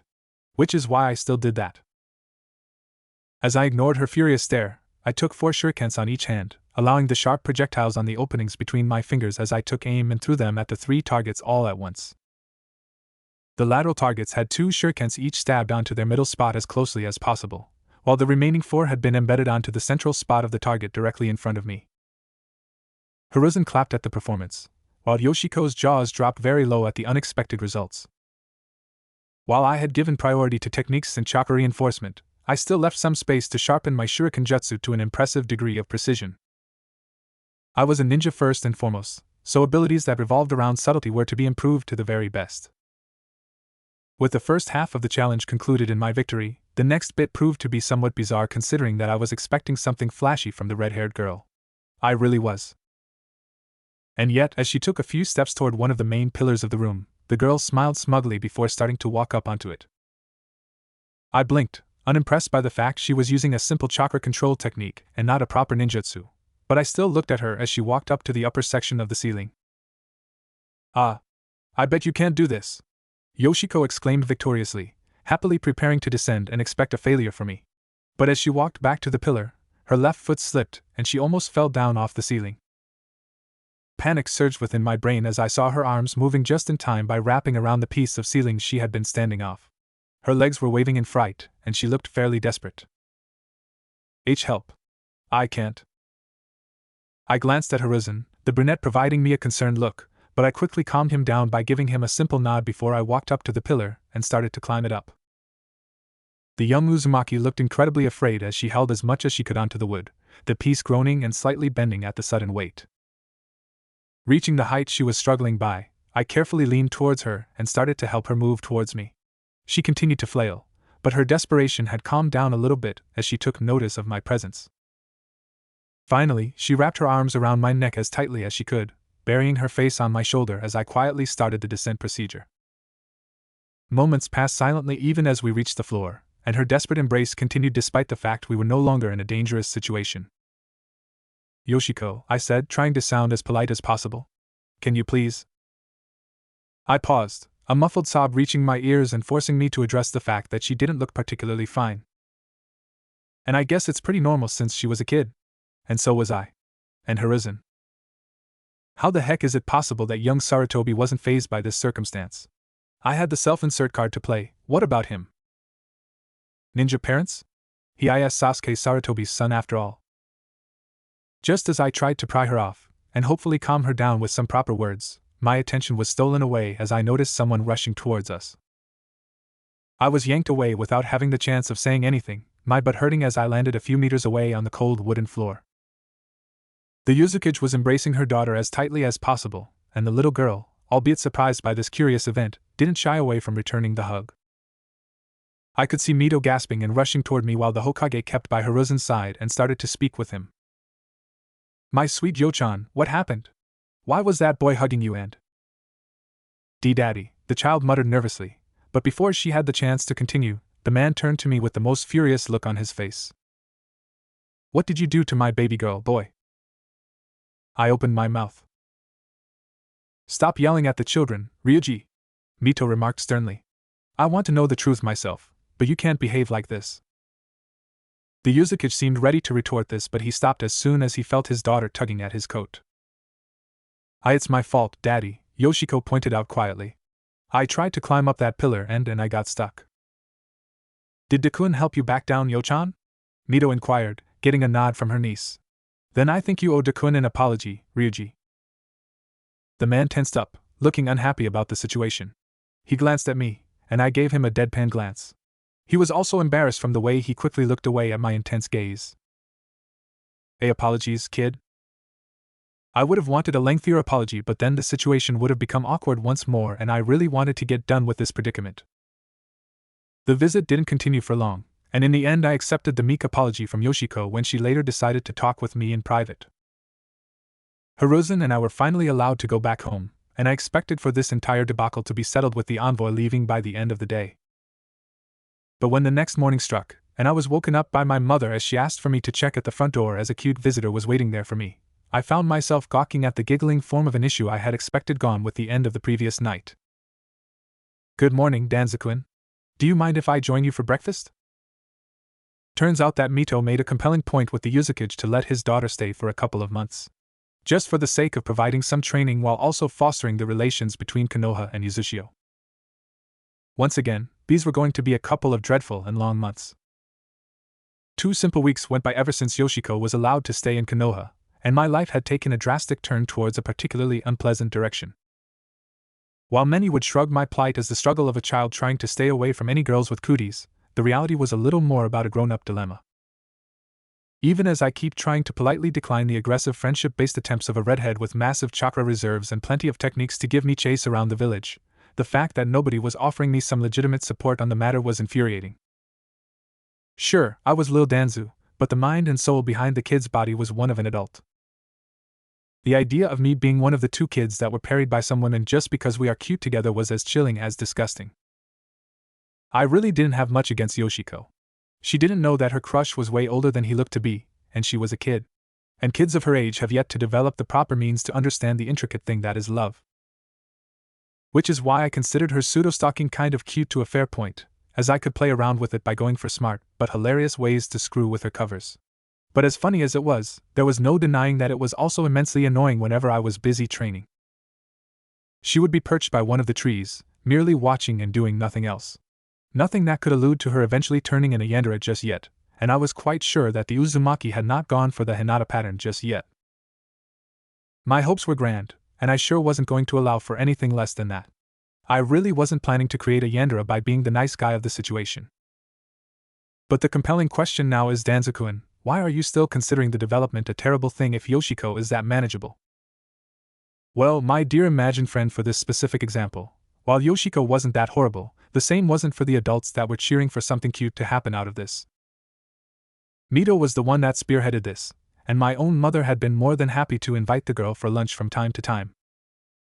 The discussions during these events were tame, but the shy blushing and the safe questions used by the girl were hints that the redhead knew that going overboard with her interest was going to end poorly for her. Hiruzen was mostly neutral about the matter. The brunette wasn't that much surprised that this happened by his own words, and he quickly explained that his father ended up marrying his mother in a similar manner. My next attempt to gain solace was through Kagami, but he was still ignoring me for the fact I had used him as a training target.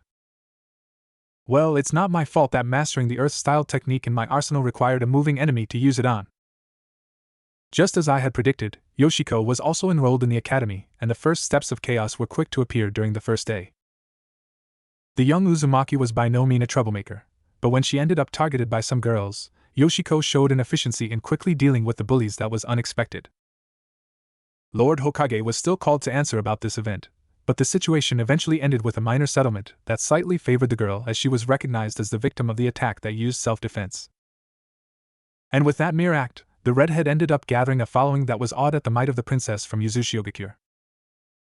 Nobody knew that Yoshiko was the Yuzugakure's daughter, which made the title fairly amusing to listen to from time to time. And with the girls slowly gaining a degree of presence wherever I was, the only moment I genuinely saw some freedom was when Madara began taking me out of the village for small patrols around the forest. Nothing truly dangerous, especially since I would stick around the Uchiha during the whole trip.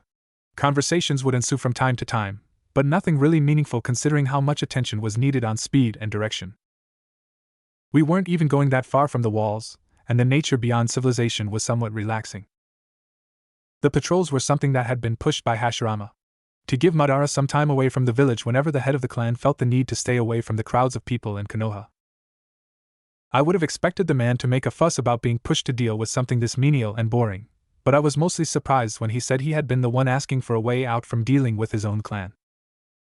While the lore saw Madara as the absolute controller of the Uchiha clan, the truth was slightly different considering the noticeable influence exerted by the elders with the family.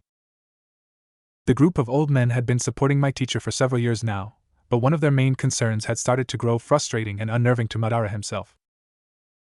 They wanted for an heir to be produced. They needed proof that their leader was ready to father an offspring and continue the long line that had governed the family from the Warring States period to the creation of Konohagakure. In the original timeline, this concern was pretty much ignored since Madara was aiming at the Hokage's role first, relegating the rest of his duties to secondary dates. With my meddling, this situation was subverted, and I slowly realized that the one that was to blame for throwing my sensei into trying to court my mother was none other than myself. Fuck. I had already screwed myself over and I hadn't realized that until now. Despite the grim thought that I was the idiot behind this very annoyance, I still found the discussion noteworthy as it gave me more insight over the politics of the Uchiha. The idea that there was so much more that I had yet to learn about this nice but somewhat deadly village was regarded with a degree of hopefulness. I really didn't want to die by ignoring a possible danger. Speaking of possible dangers, the conclusion of the second week saw me dealing with another situation that not only I hadn't expected to deal with, but also I was surprised to see unfold in the most bizarre of manners. It all started by the afternoon. School day was over, I had already eaten my lunch, and I was making my way to the training ground to meet up with Madara. It was pretty standard, and I was glad that Yoshiko had been busy because of her homework. Despite her interest in me, she was still unable to refuse her aunt's stern reminders that studying was more important. I was in a good mood, and I could already feel that something was indeed off about today. Starting with the Hokage pacing around the academy's building for some unknown reason, and then Mito being seen using her chains by one of the unused classrooms while her husband watched. Their respective attitudes just had something that I couldn't help but worry about. They were concerned themselves, and they were preparing for something. But what? And why? I couldn't remember anything that should worry the strong couple. The first Kage summit was still a far possibility, and that was the biggest event I could remember that was going to happen in the next couple of months. So what was I missing? The answer came in the form of a serious-looking Madara enlisting me for another patrol, this time a little further than the areas that we usually checked by. I was surprised by his tense voice and lack of arrogance, but I knew to not refuse the request as I knew that nothing bad was meant to happen to me. Or so I expected this to be the case. Worries of this being a flag about him bailing from Konoha were taken with a cautious approach, especially since I knew this possibility wasn't as doable as it was in the original timeline. Trusting my instincts that this was just the usual patrol session, I proceeded to follow my teacher out of Konoha's gates and deep in the green forest that spread on the right side of the entrance. We were going fast and far, with my mind building up thoughts and theories about what was going on. Some foreign ninja was trying to go for a border clash? Bandits? Maybe something sillier than that? Nothing was spared in that solo brainstorming, but I could still feel like I was missing something important. Something about the context of the situation. Eventually we arrived at our destination, with Madara stopping and gesturing me to stand on the tree branch I had just landed. The wood creaked, but it survived my weight as the two of us started to wait. There was silence and quiet, and the chances of this being a convoy of raiders from another village passing by started to grow more concrete within my mind. I was so sure of it, there was no other way possible. But I had forgotten that shock and awe were the major key of grand events. Especially those that history books in the original timeline might have forgotten about. While my eyes were on the road nearby, my attention slowly left my attentive gazing over the muddy line dividing the forest in two and started to shift to the small vibrations making the tree I was standing on shake. It wasn't an earthquake as the vibration wasn't a prolonged one. No, there was something unnatural about this phenomenon. It continued to grow in its intensity, and soon my mind connected dots about possible culprits for this predicament. Something was approaching, and it had to be quite big for making the earth shake so much. We waited, my tension increasing as I started to see a shadow in the patch of trees over the main road and several meters away from us. It was humongous, with several tendrils spreading from its behind nine tails. You gotta be kidding me. Why were we here? Why was I here? I was hardly capable of holding a fight with a Haiter genin, so how does my presence make things easy for Madara to handle? The Kyuubi, it was here.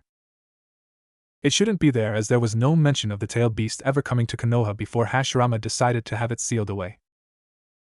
So why? Why was it here? While I would have wanted to ask as quickly as I realized this dreadful situation, my lips were sealed shut as I was finally hit by the passive aura of hatred coming off the Kyuubi. The miasma was manageable, but I could feel my chest tightening over the unpleasant setting I had been thrown into. Is that the dash?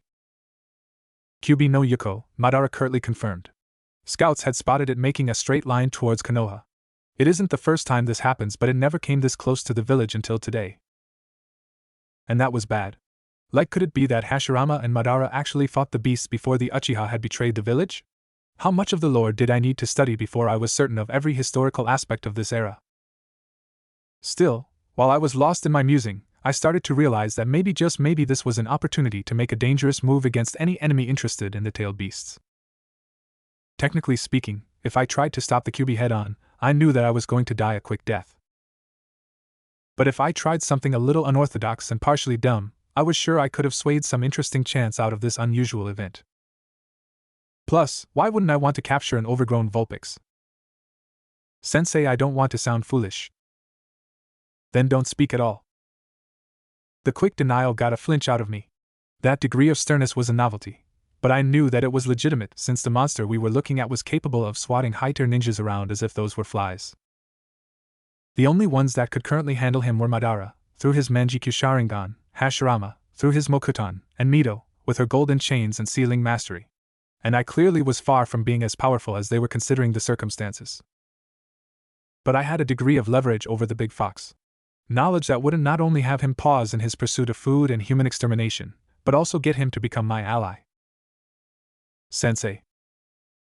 Enough.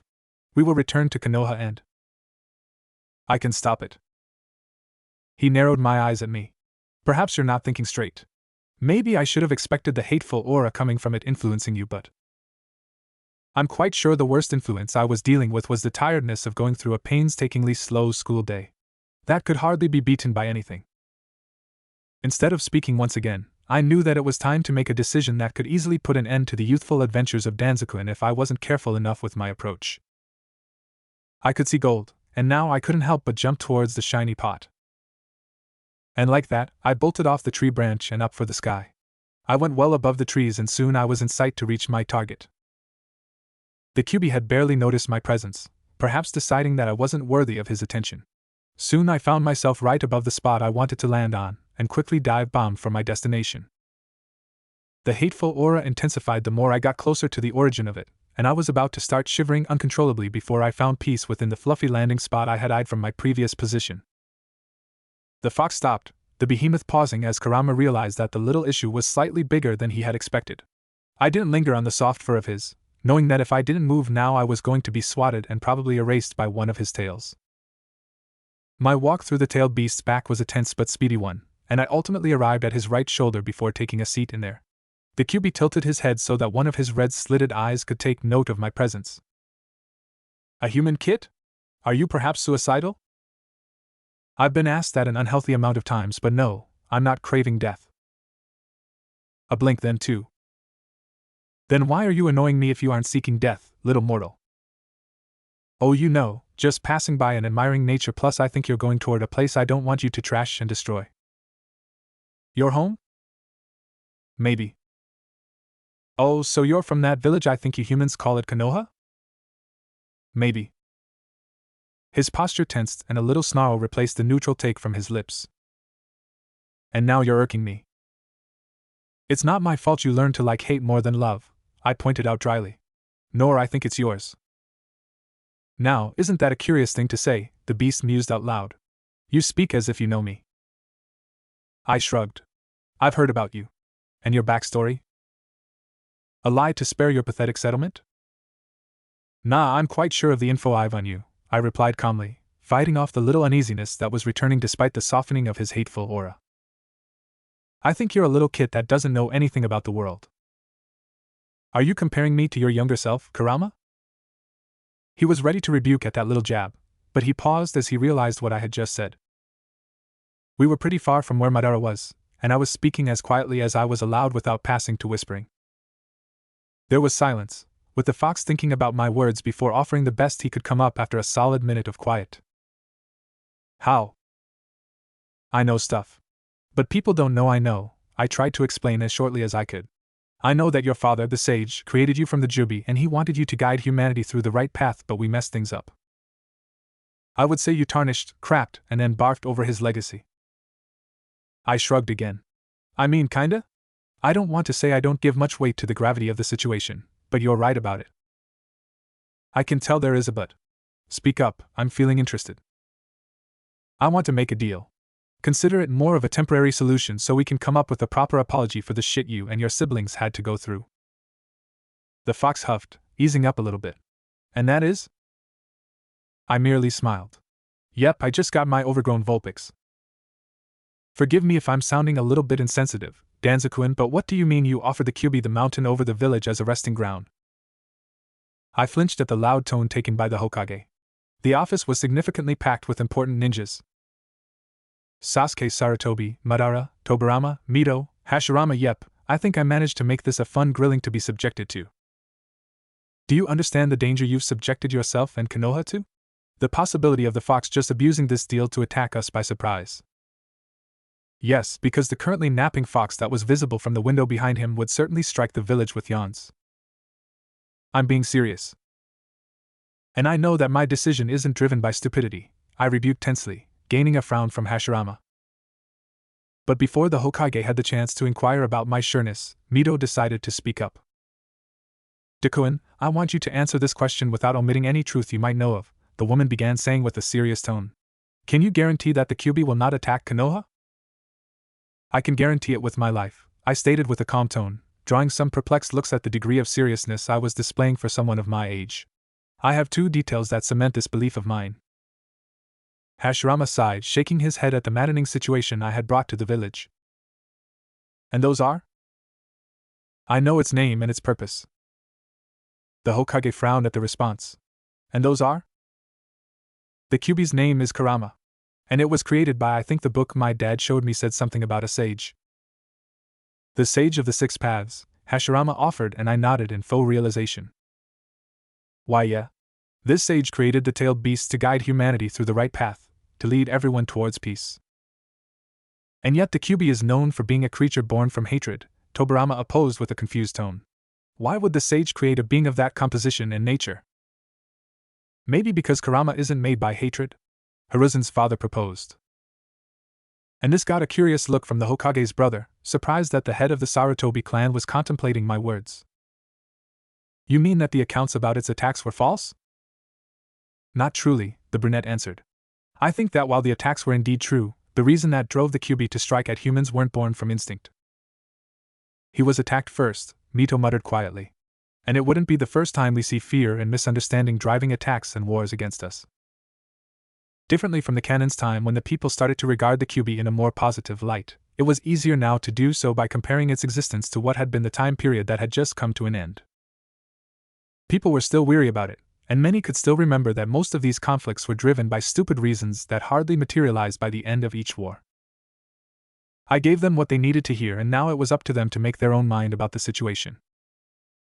Despite my knowledge, I wasn't going to screw my cover for the sake of protecting this decision. I needed to have my interrogators do that for me. Or else I was going to risk a little more than a stern lecture. You should also tell them about the points you've agreed with the Kyuubi. Madara decided to pull me back in the conversation, perhaps interested to see how I would handle being pressured again. The smug bastard was going to feel my wrath once I got some laxatives in his ramen when we would have lunch at my house tomorrow. Points? I gulped nervously, as Hashirama inquired, and I knew that one of the individuals in there was going to be annoyed by what I had agreed with Kurama. Considering that Kurama isn't a tool, nor a weapon for Konoha to use whenever there is a war, I started to say with a tense voice. We've agreed that he will only defend the village, and not attack targets outside Konoha's proximity. Tobirama tensed up at this. You mean that he will not? He isn't a toy for anyone to use, I pressed nervously. And yet it would favor the village immensely, Madara rebuked calmly. Still, I can see that convincing the fox would be too difficult, especially since it would be like imposing our will upon him. Tobirama sighed tiredly. And that would mean losing the advantage altogether. I suppose we couldn't have asked for more without jeopardizing this undoubtable boon to the village.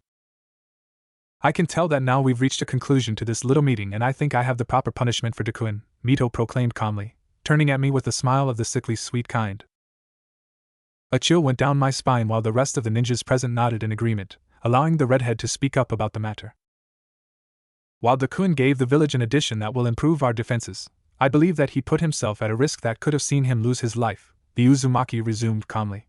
Which is why I think the best way to help him understand the error of his way is by having him spend the 3 full weeks as an assistant to aid me during my activities. He will start his shift once he is done with lunch and his homework, and he will be done by the time of dinner. At first I didn't see anything bad with that punishment, but then I realized that I was going to be forced to stay even closer to Yoshiko than I planned. What about? I can invite your mama whenever she is free and you need her. I don't want you to miss her after all, Dakun. And cue the babying from the pregnant woman. God damn it. Also, the redhead added happily, I would like to make a suggestion about Madara's own punishment. The Uchiha frowned. My what? Weren't you close enough to prevent Dakun from going for that act? Yes, but. Then I think you will do well by replacing Tobirama for 3 weeks and aiding Hashirama-kun with the paperwork. The Hokage paled a little bit, while his younger brother took the news with a frown. And what am I supposed to do about it? Don't you have projects beyond your work here with your brother? The Uzumaki inquired calmly. Yes. Then you have the answers to that question already. Despite my attempt to limit the damage I was meant to take at that brash decision, I could tell that the hand life had just given to me wasn't one to chuckle at. I could already imagine the kind of games Mito was going to push both Yoshiko and I to do during my time at the Hokage's mansion. And I sure was going to regret my stay there as one of the few win-loss situations I would end up facing in my long and hopefully uncrippled life. I somehow managed to survive the little punishment that the Lady Hokage had thrown me into. At this point, I was sure that a deity was indeed keeping watch over me as my worst fears were squashed by a degree of somewhat pleasant changes. Yoshiko, despite the fact I was forcefully confined in the same house as hers for almost a full month, decided to shift most of her interest to the new addition of the village. She asked everything I knew, and I gave her the version that both Mito and Hashirama wanted me to relay every time someone asked about it. Madara found the bijou, he somehow stopped the beast from rampaging around, and he secured an ally to the village. Big boost to the Uchiha clan, and the fact my sensei had to spend a lot of time with the Hokage to deal with his punishments, many saw it as a clear hint that both men were once again as close friends could get. It was good and bad. Good because the village didn't hate the Scary Eyes clan that much, and bad because most of the family decided to be pricks about their newfound reputation as grand diplomats. Cue bickering between the two Senju brothers to get something to put an end to any internal issue happening because of this troublesome circumstance. It was eventually agreed upon to establish a police force that would operate against civilian and ninja criminals, but this time, it was not the Uchiha clan to get hold of that seat of might. In fact, the clan that was to control it from the time being was none other than the one led by Sasuke Sarutobi. Surprise, surprise, with the fact that some of the issues were created by morons from the Uchiha clan, it was easy to sway Madara to see Hiruzen's father as a good leader of a peacekeeping group within the village. The Sarutobi clan was particularly friendly to the Uchiha clan, so it wasn't that unpleasant to have this candidate as the proper choice for both powerful men. Paperwork was signed, hands were shaken, and order started to be restored by tackling each case with the appropriate degree of diplomacy or violence. But with that ordeal coming to a quick closure, other issues started to arise the moment I tried to find peace after the punishment was over. The redhead girl that continued to pester me about the overgrown fur ball seemed to have stepped down her intense questioning, deciding that she had drained too much the source of info about that mysterious being.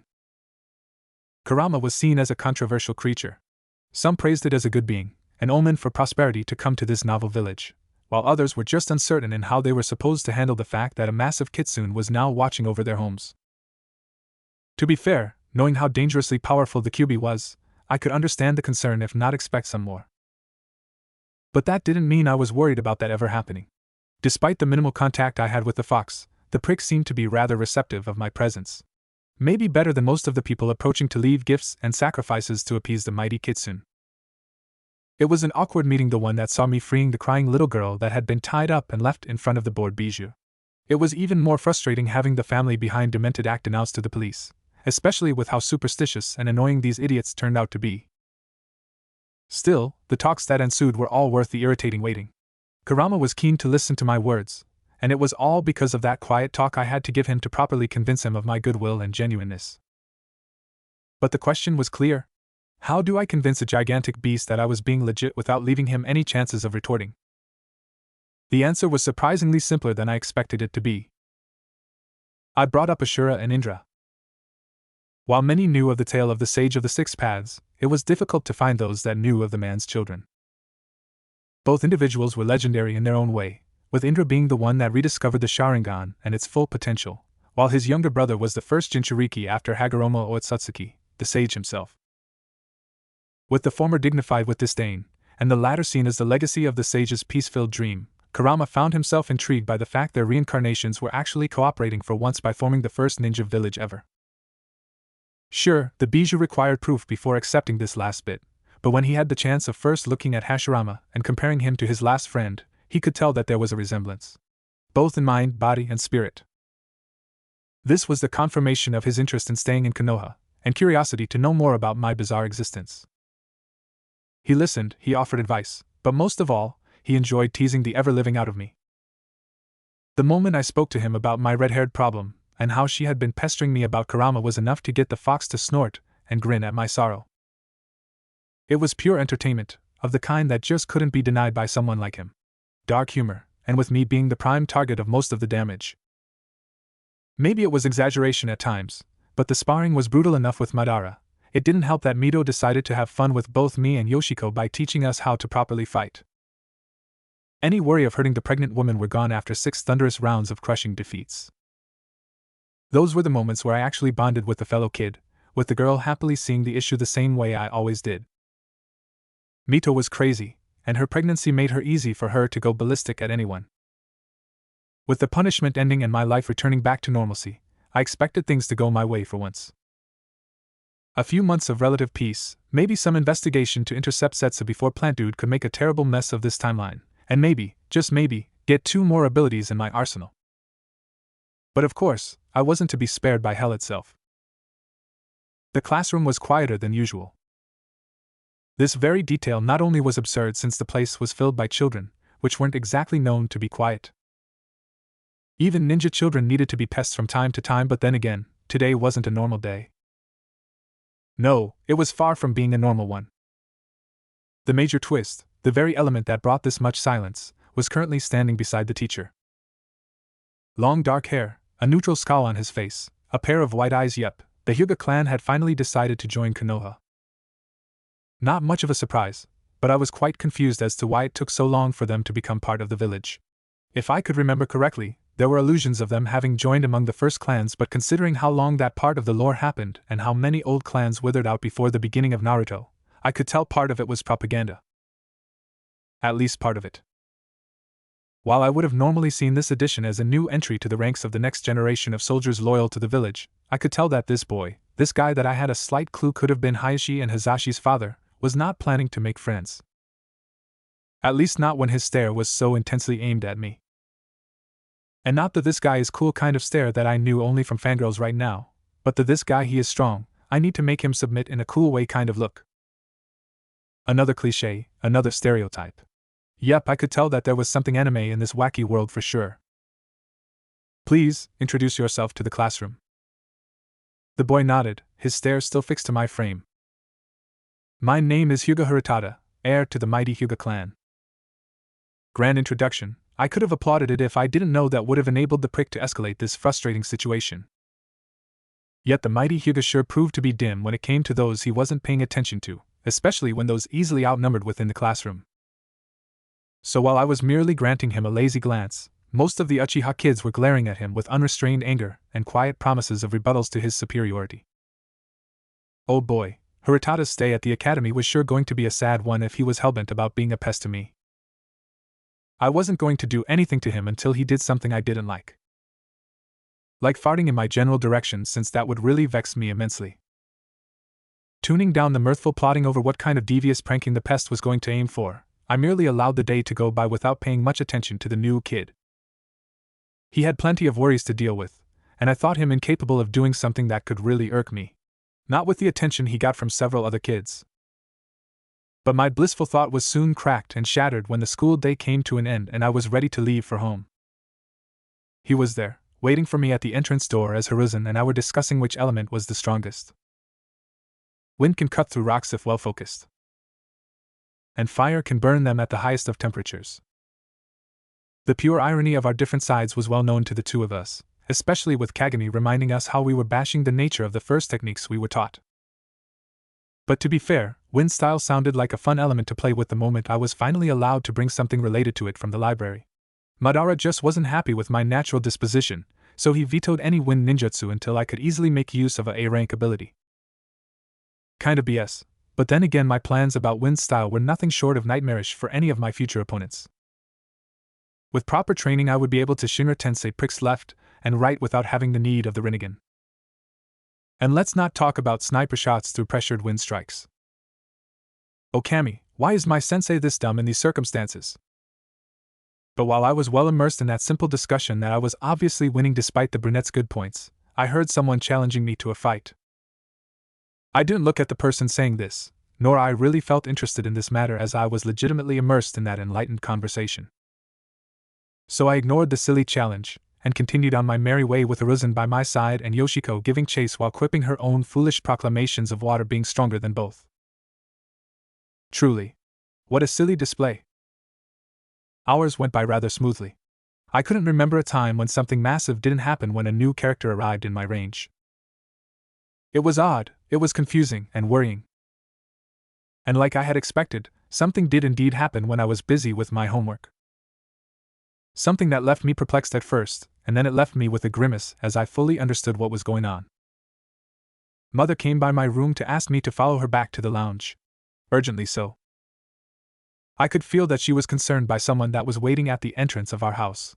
And she had all reason to be so as I found myself staring at 3 unknown individuals. They were all Hyugas from the fact they had pale eyes. And I knew that those weren't members of the main branch of the family from the headbands covering their foreheads. Shimura Danzoo-san? The central figure, a woman with a voluptuous frame but youthful complex. She was slightly shorter than the 2 adult men by her side. Lord Hayato requests your presence for something of grand importance. Something concerning his son and heir, Hirutada. I frowned at the names, and I stared thoughtfully at the lady. The young woman tensed up, her cheeks growing pink at my staring, but I decided to indulge with that annoying circumstance. For some reason, the little prick wanted something out of me, and he got his daddy to make the call instead of himself. Sighing, I nodded. Does this meeting require me to wear something formal? And not that I know, Shimura-san. I nodded, inwardly taking into account the sudden stutter of the girl. Now that I was staring back at her, her eyes were quick to move away from mine. What is wrong with her? Despite this confusing moment, I still decided to go alone in that lion's den. Many could see it as a stupid move from my part, but then again, who would be so demented to attack an ally without a good enough reason? Someone could, I would soon discover. The walk to reach the Hyuga compound was a short one. The place was relatively close to home, and there was nothing to do but chat to the strangely nervous girl heading the small squad escorting me to our destination. Himiko Hyuga. She was 15. The girl that I had confused for a woman in her mid-20s was actually 15 years old and... Why was the family keen to produce women this well-developed and endowed? Was this perhaps connected to Kaguya? What kind of genetic lottery did these pricks win to be bestowed with this goodness? I was so bamboozled by the discovery that I pretty much started to ignore her reactions. She was stuttering, and I could notice a blush or 2 happen between the answers, but I didn't pay much attention beyond that. My mind was more fascinated by what was waiting for me at the compound and how the hell was it possible that this teen was that developed. I needed some time alone to ponder about this world's rules of physical development. There was something I was really missing from that mysterious phenomenon, and it wasn't anything I knew about basic biology. With my mind distracted by these thoughts, I was allowed entrance to the main courtyard. The place was similar to how it was portrayed in the manga and anime, as a place of pure peace and harmony that was known to hide a cruel detail that made the clan stand up compared to the rest of ninja families.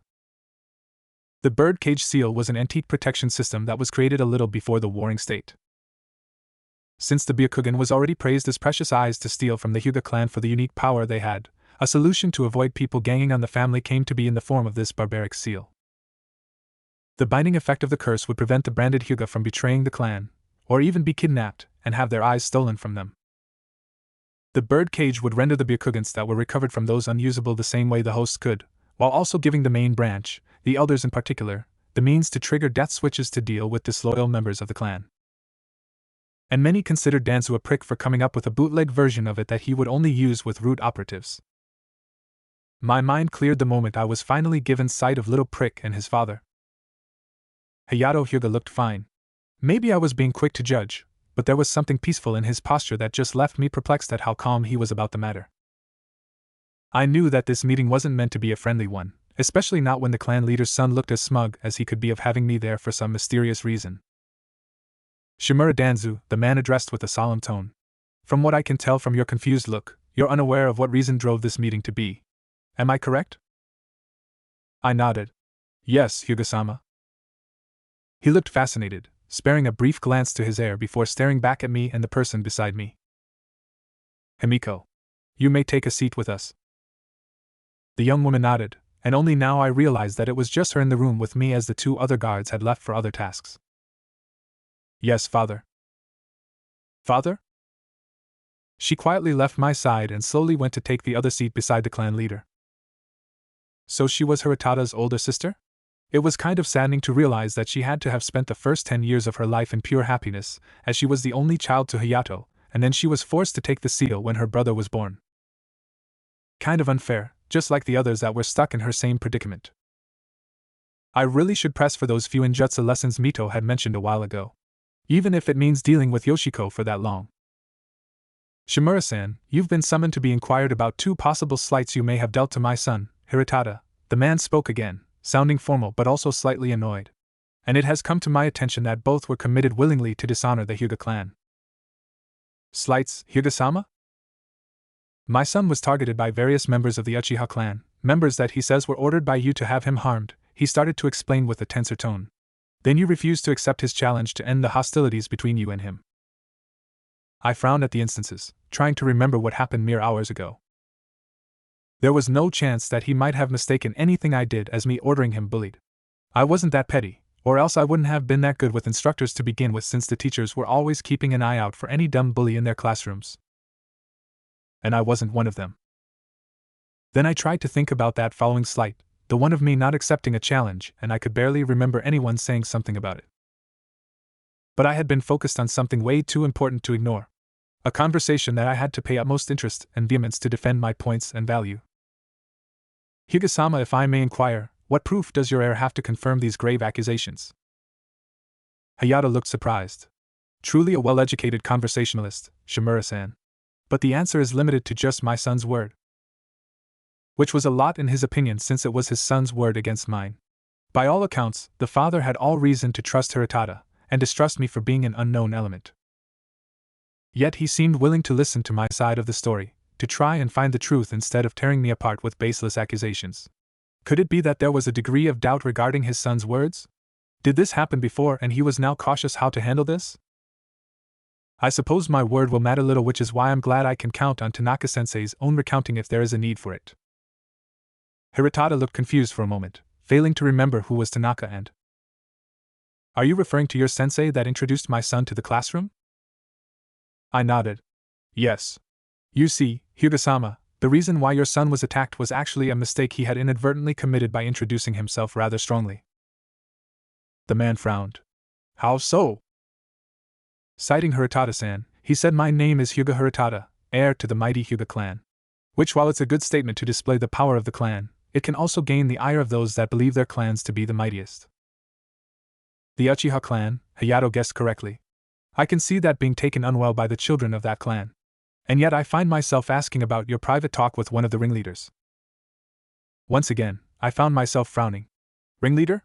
The only Uchiha I spoke with today was Kagami-kun, and it was about a little issue we had a little before Hiratada-san joined the academy. What about? My heir said it was a pretty heated argument. So he was spying on us. Next time, I need to take extra precautions to stop stalkers from eavesdropping.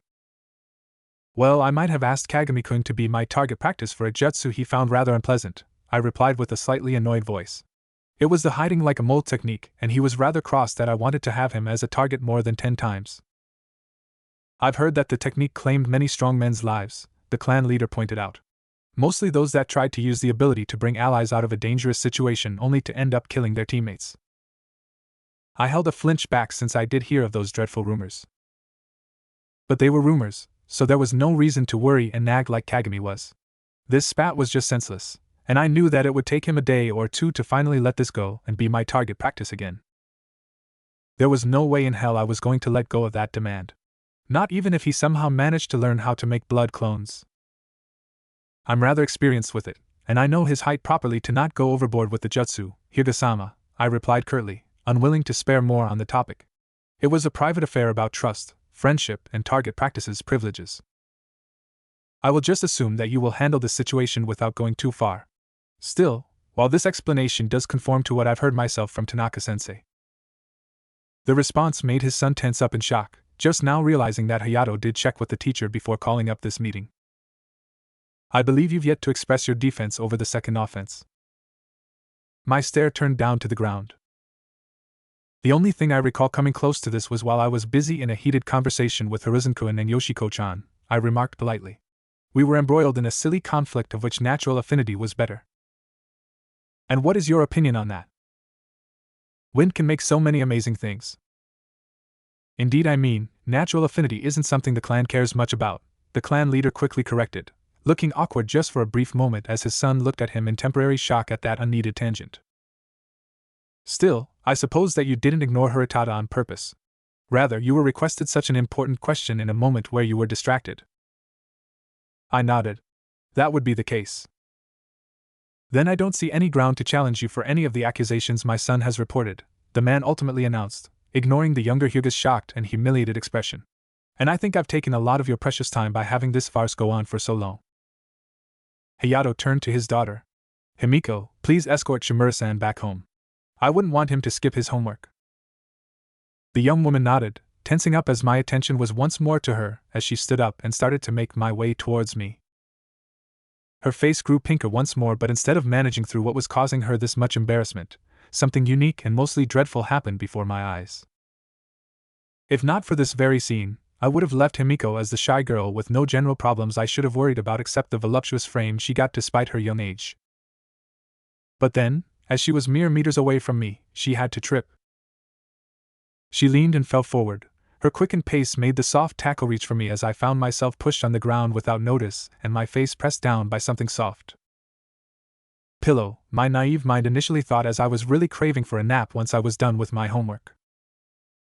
But then the context struck me and I felt the horror of the scene finally siphoned inside my brain. Eep!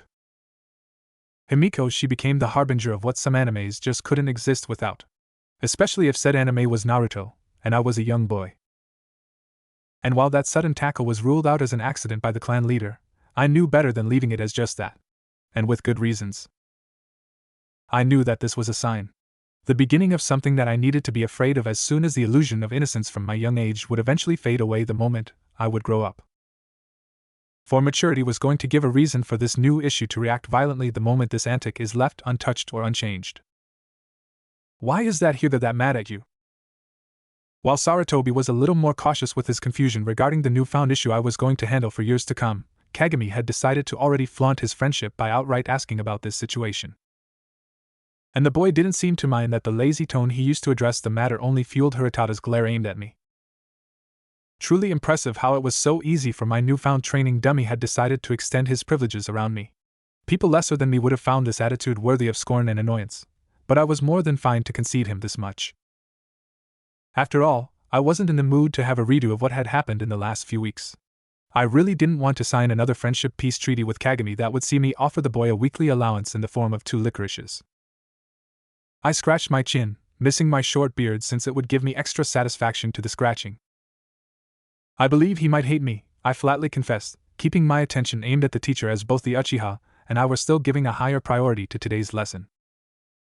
No need to get to lose any of the lectures about the grand education of Konoha's first period of existence. Okay, I guess I'm going a little too far with the acting. While it was true that some history and math were still there, it was nothing that I wasn't already aware of. Maybe there was a sage of the 6 paths that created chakra.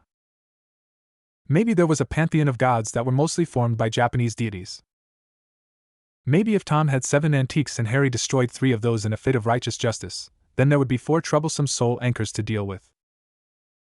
I could go through an endless list of things that rendered this school system obsolete for someone like me. I didn't blame this society, I just blamed the fact that divine lottery had me take this role, and handle a mixture of known canon and untold lore. I think 3 hours of sleep don't work well for me.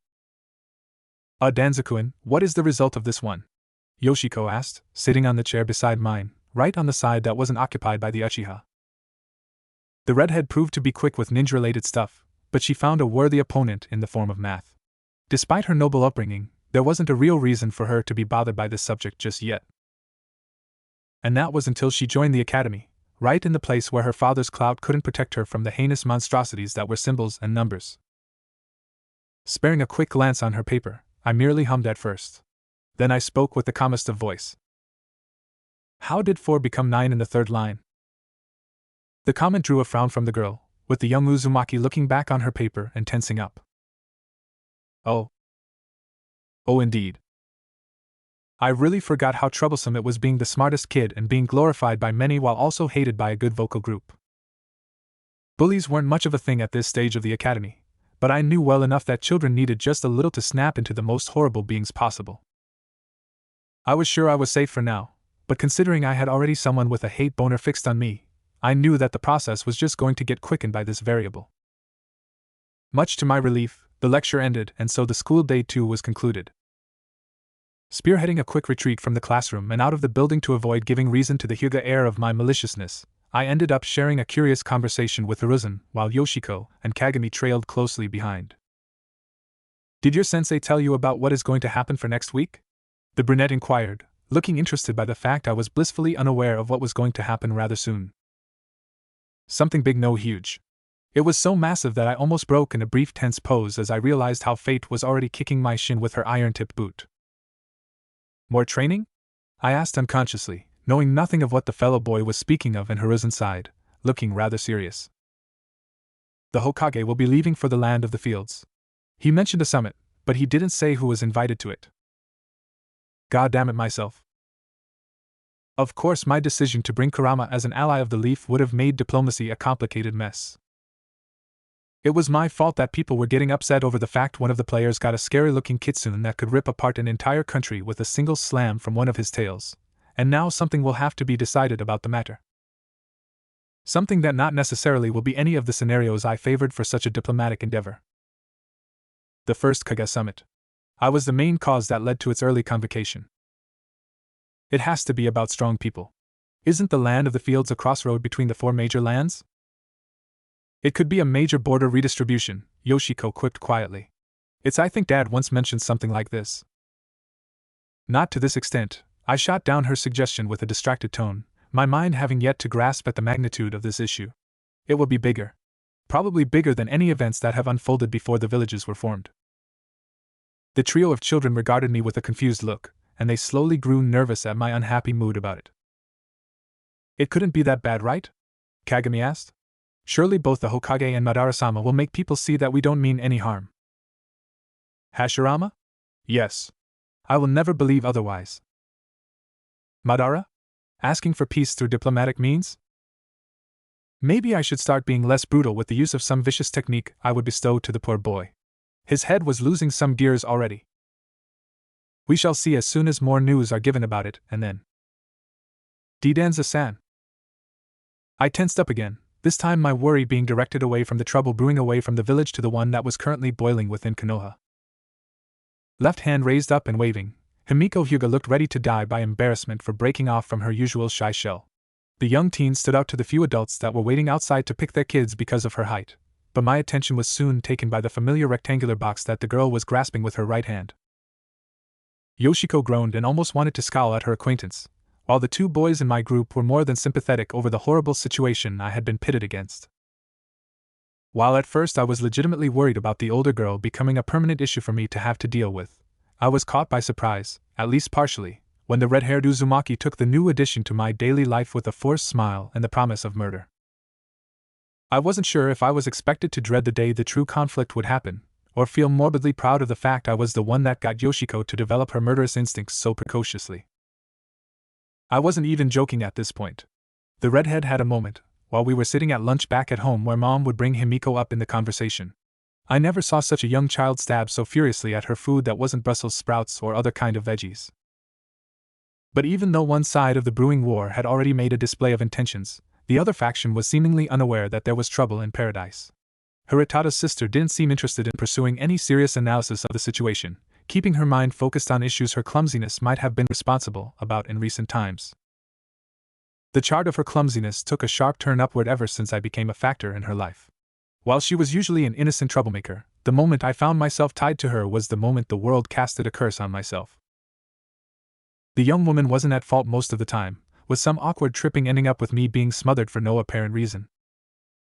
I was a kid, but my adult mind found it difficult to suppress any awkward thought of those instances. There were some funny nightmares of me hearing some car's sirens blaring around and dignifying the intrusion of a trans-dimensional FBI. Age wasn't just a number, and a prison cell wasn't just a room. The real horrible aspect of this whole ordeal was that to add some salt to the wounds and rub it in the most unconscious way possible, Himiko found something that could be used to apologize instead of awkwardly doing so through words. The box she was holding close to herself was a bento box. A gift to appease my outraged self for her silly mannerism. She was adorable all around, something that made me quite surprised that no teens her age had sought her hand already. I was quick to attribute that bizarre phenomenon to her father's unwillingness to let his daughter be wed this early on. All guys that were as old as Himiko were carefully studied, bribed, and forced to not keep a strong friendship bond with the young woman. It sounded a little excessive, but there was a surprising number of noble girls that were taken advantage of by those that wanted to have reasons to blackmail the clan said girls were part of. On the one hand, I could understand the logic, but on the other hand I couldn't help but find the whole thing excessive and in need of a permanent solution. Some law that prevented this kind of accident from happening. Why is she here? Yoshiko finally asked, glancing at me intensely and demanding an answer. I believe she is apologizing for what happened 2 days ago, I calmly replied, surprisingly unable to hold a proper glance aimed at the annoyed girl's face. Just like she did the last 5 times. I think she is doing it on purpose. I don't think so, I rebuked quietly, her glance turning in a glare. Why? She has plenty of opportunities to do more. She didn't, I answered cryptically. Plus, I can tell that she isn't lying about her uneasiness after these accidents. It wasn't Himiko's fault that she was clumsy as fuck. I blamed genetics being somehow involved in this bizarre family's trait. Eventually I approached her, the Hyuga girl smiled and offered me the bento as an apology. I accepted it, but I politely declined spending some private time at the park so that she could apologize through her stuttering ways.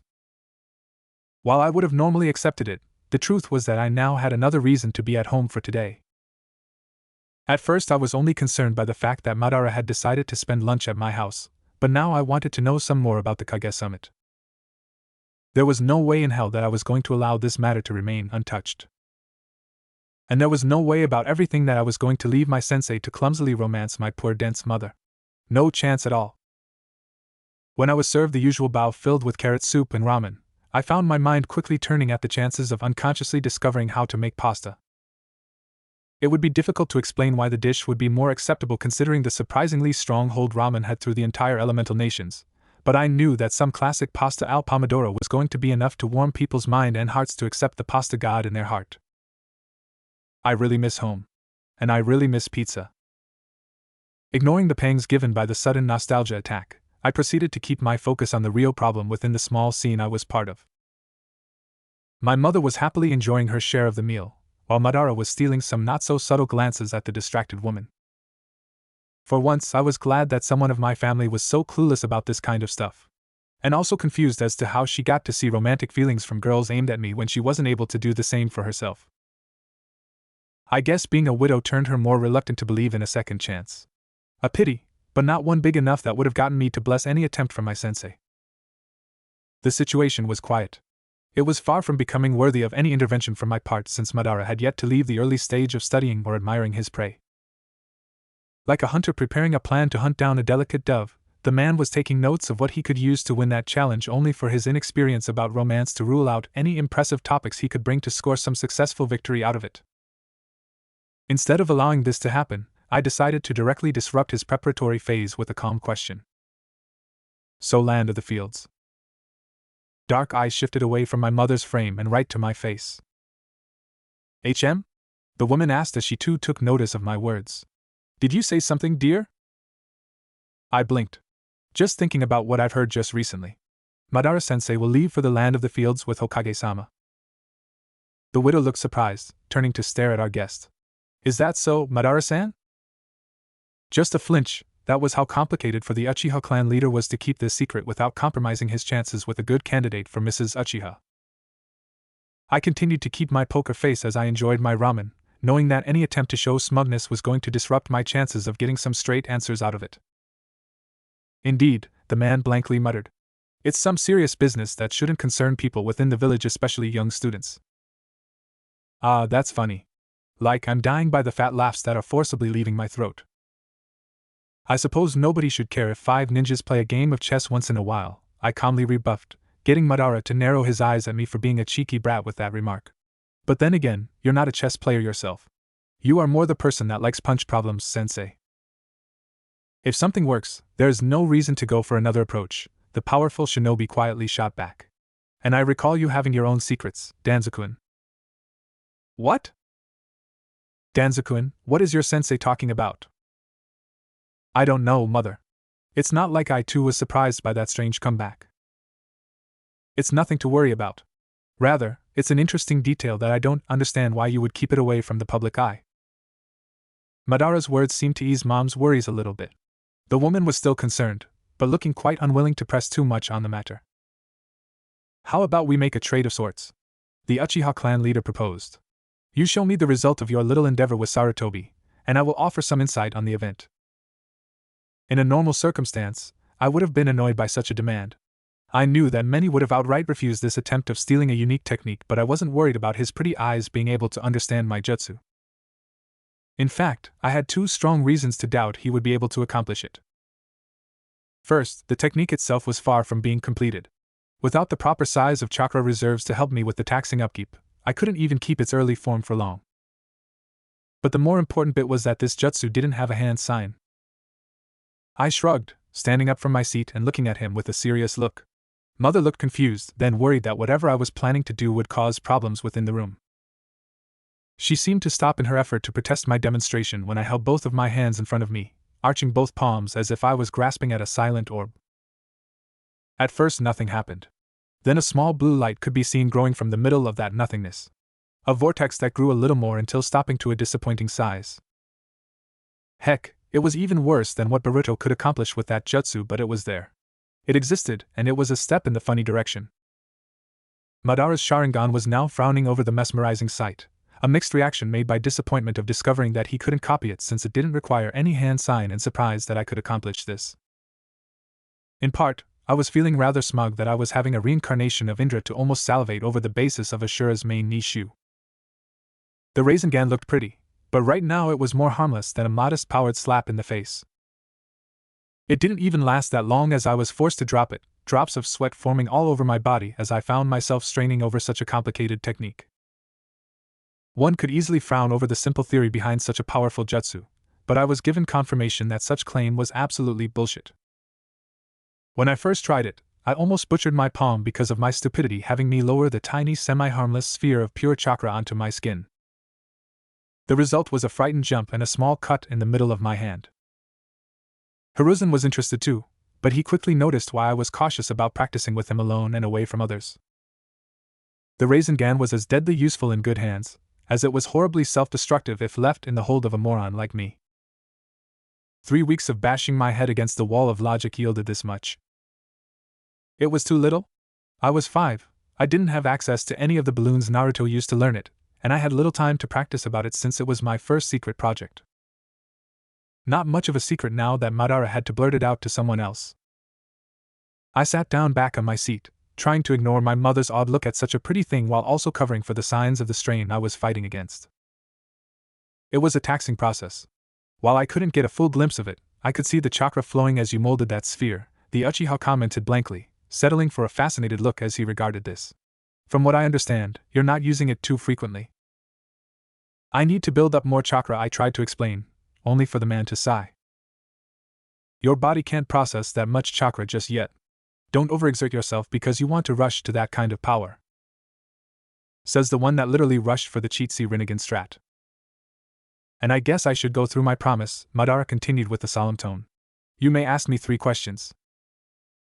I nodded, giving out a thoughtful look before asking the first question. What is the general topic of the meeting? He sighed. Hashirama mentioned that the other Kages want to preserve peace after the deal we formed with the Kyubi. Of course, it means that they will either demand their own tailed beasts delivered in silver plates, or to have draining concessions imposed to the village to balance our newest advantage. I guess Hokage-sama has a plan to counter both circumstances, right? I quickly inquired about it. He will not bow to any concessions, but he seemed rather tempted by the first possibility, which would mean a return to something of a canon event. It wouldn't be the same since Hashirama could force the villages to accept only defensive pacts with their tailed beasts, at least preventing for a while the creation of the concept that was the Jinchuriki. I doubted some greedy bastard wouldn't jump at the opportunity to get raw ultimate power by sacrificing some malleable individual to attain this kind of might. Nodding, I decided to ponder a little more about the question I was supposed to ask next. There was just a lot that could be asked, and just a single chance to do so without failing to bring up the most important of queries. But as I was lost in that little brainstorming, Madara decided to be a prick and tried to get this minor advantage I had over him foiled with a simple trick. Aren't you going to ask me if I will accept diplomacy over violence at this event? The ninja asked quietly, almost baiting me to speak up about this. Or maybe if I will accept any unfair treaty?